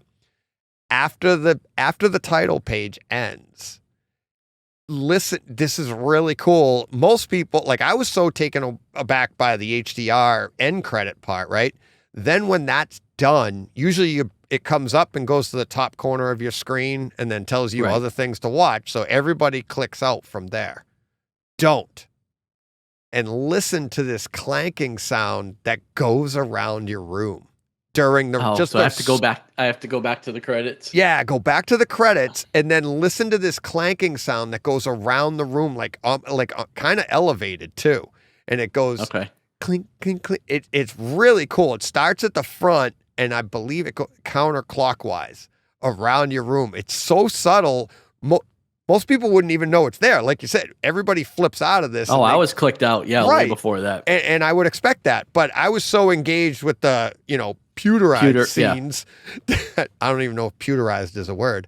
But I don't know either. I was so engaged with that I was like, I got to check this. I was just there. And then I hadn't clicked out and it started. So I clicked on it and then the sound came up even more. And I was like, oh, wow. And it fades away, but there is this ting, ting, ting, something like that going around your room. It's really, really cool. Oh, so I'll have to do it when we finish here because otherwise I'll forget. Oh, of course you will. Of course you will. But yeah, but other than that, I mean, there are other scenes in the movie. It's like you said, it's great to look at visually. The sights, fine. Sounds, it just felt flat. It felt like it didn't have the probably the oomph in the bass, I think, is what they really kind of needed. Because it did have some nice pans. It had some, good action scenes. There was some gunshot scenes that you wouldn't even have known a gun was going off. Right. Right? They're like chasing each other and you're like where'd the noise go? Yeah, where's the pop? But there's no nothing. But yeah.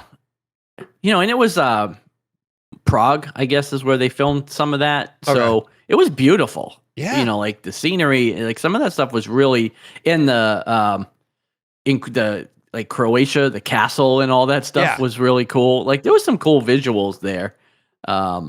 But yeah, I don't know. Like I said, it was the sound where it was lacking. Yeah. A bunch.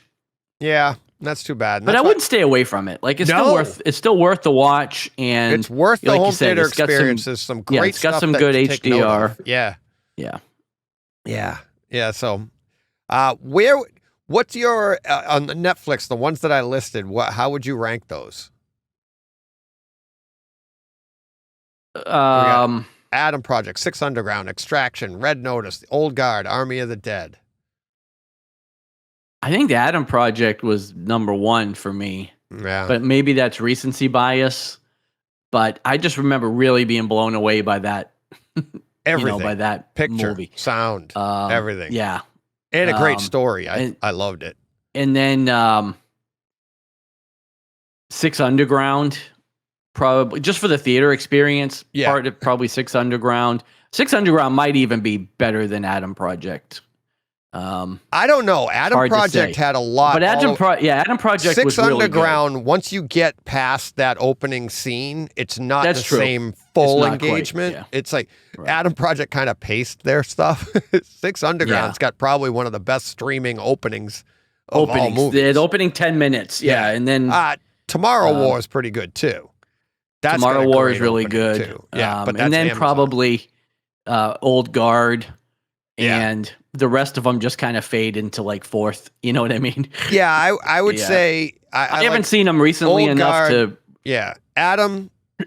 Probably I might put Old Guard 2, then Six Underground, because I just love that story too, and I can't. Yeah, I'm pretty sure they're doing a sequel for Old Guard 2. They are. Yeah. They are.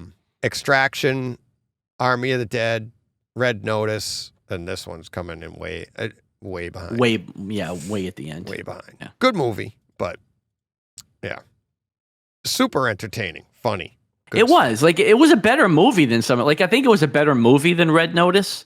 Yeah, but the sound, it wasn't sound wise. You know what I mean? A different type of cheese. Red Notice had some cheese to it. Oh, it did. This one had some cheese to it, but it had some cheese to it. Different kind of cheese. So you're like, but yeah. And you know what I thought? Even Six Underground, like story wise, it's Adam Project and Old Guard are the best of the bunch there. Yeah. And then and maybe Extraction was pretty good too. Yeah, that's. But the other ones are kind of more leave your mind at the door and just enjoy the personalities of the actors more than anything. So when this is not really a spoiler too much, but a little girl gets locked in a room. Yeah. Is that the same room that Alyssa Milano was in Commando? As soon as they locked her in there, I was like, is that the same damn room? I'm like, it looks like the same walls and the same everything. Like, is she going to take the doorknob off and go through the wall? I'm like, what the heck is Commando in 25 years, so I don't know. But yeah, but you know the room I'm talking about, right? I do. Yeah, I do. So, yeah, I didn't. Well, same thing. I'm watching Billy the Kid. And there's a cowboy, like there's an actor in this show that looks just like the kid from Outlaw Josie Wales, but there's 40 years difference in the movie, so it can't be the same guy. It's not him. But I'm watching it and I'm like, man, that looks just like the blonde kid from Josie Wales that gets killed. I was like, man, he looks just like him. That's funny. But maybe it's his dad, but I was like, Josie Wales came out in 1976 or something, right? It's like that's funny. Older than Star Wars, so it can't be the same guy. Nope. But he sure looked a lot like him. Yeah. That's funny. Good. Yeah. That's funny. Good stuff. Yeah. All right. John, that'll do it for this week. It's short show, right? Nope. Yeah. Well, for us. Not really. Even you and I have gone more than an hour. Yeah. So. We're at an hour and almost an hour and a half here. And, but we also had a little bit of gap in there. Dropped in. But we're going to be dropping in Steve and Todd into this. And what a show. Yeah. Look at this, John. Man, all for 15 cents a month. It's actually free. Or 15 cents a day. 15 cents a month. Yeah. That's not going to get us anywhere quick, right? Yeah, no. But all right. Great show. Awesome. Lots of stuff. Thanks to Steve, as always. We'll be saying that every week. And thanks to Todd. Thanks to Todd for dropping by. Thanks to Todd and George for Georging us this week. Yeah. Or Steve for Georging us. Oh, God.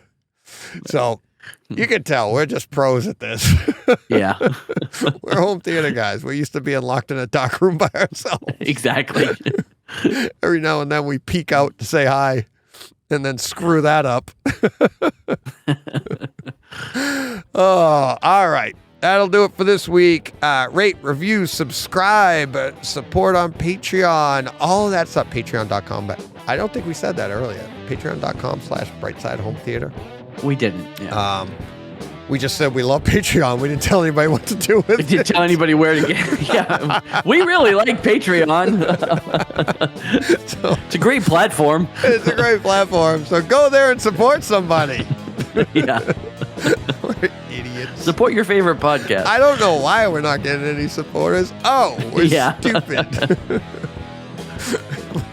We have the worst promotional campaign ever. I know. It's so good. So fun. All right. That'll do it. We'll see everybody on Twitter. We'll see everybody where we see you. Get your comments in. Get your timestamps in. And we'll talk about all that and more next week. Until then, John, what do they got to do? Go push play.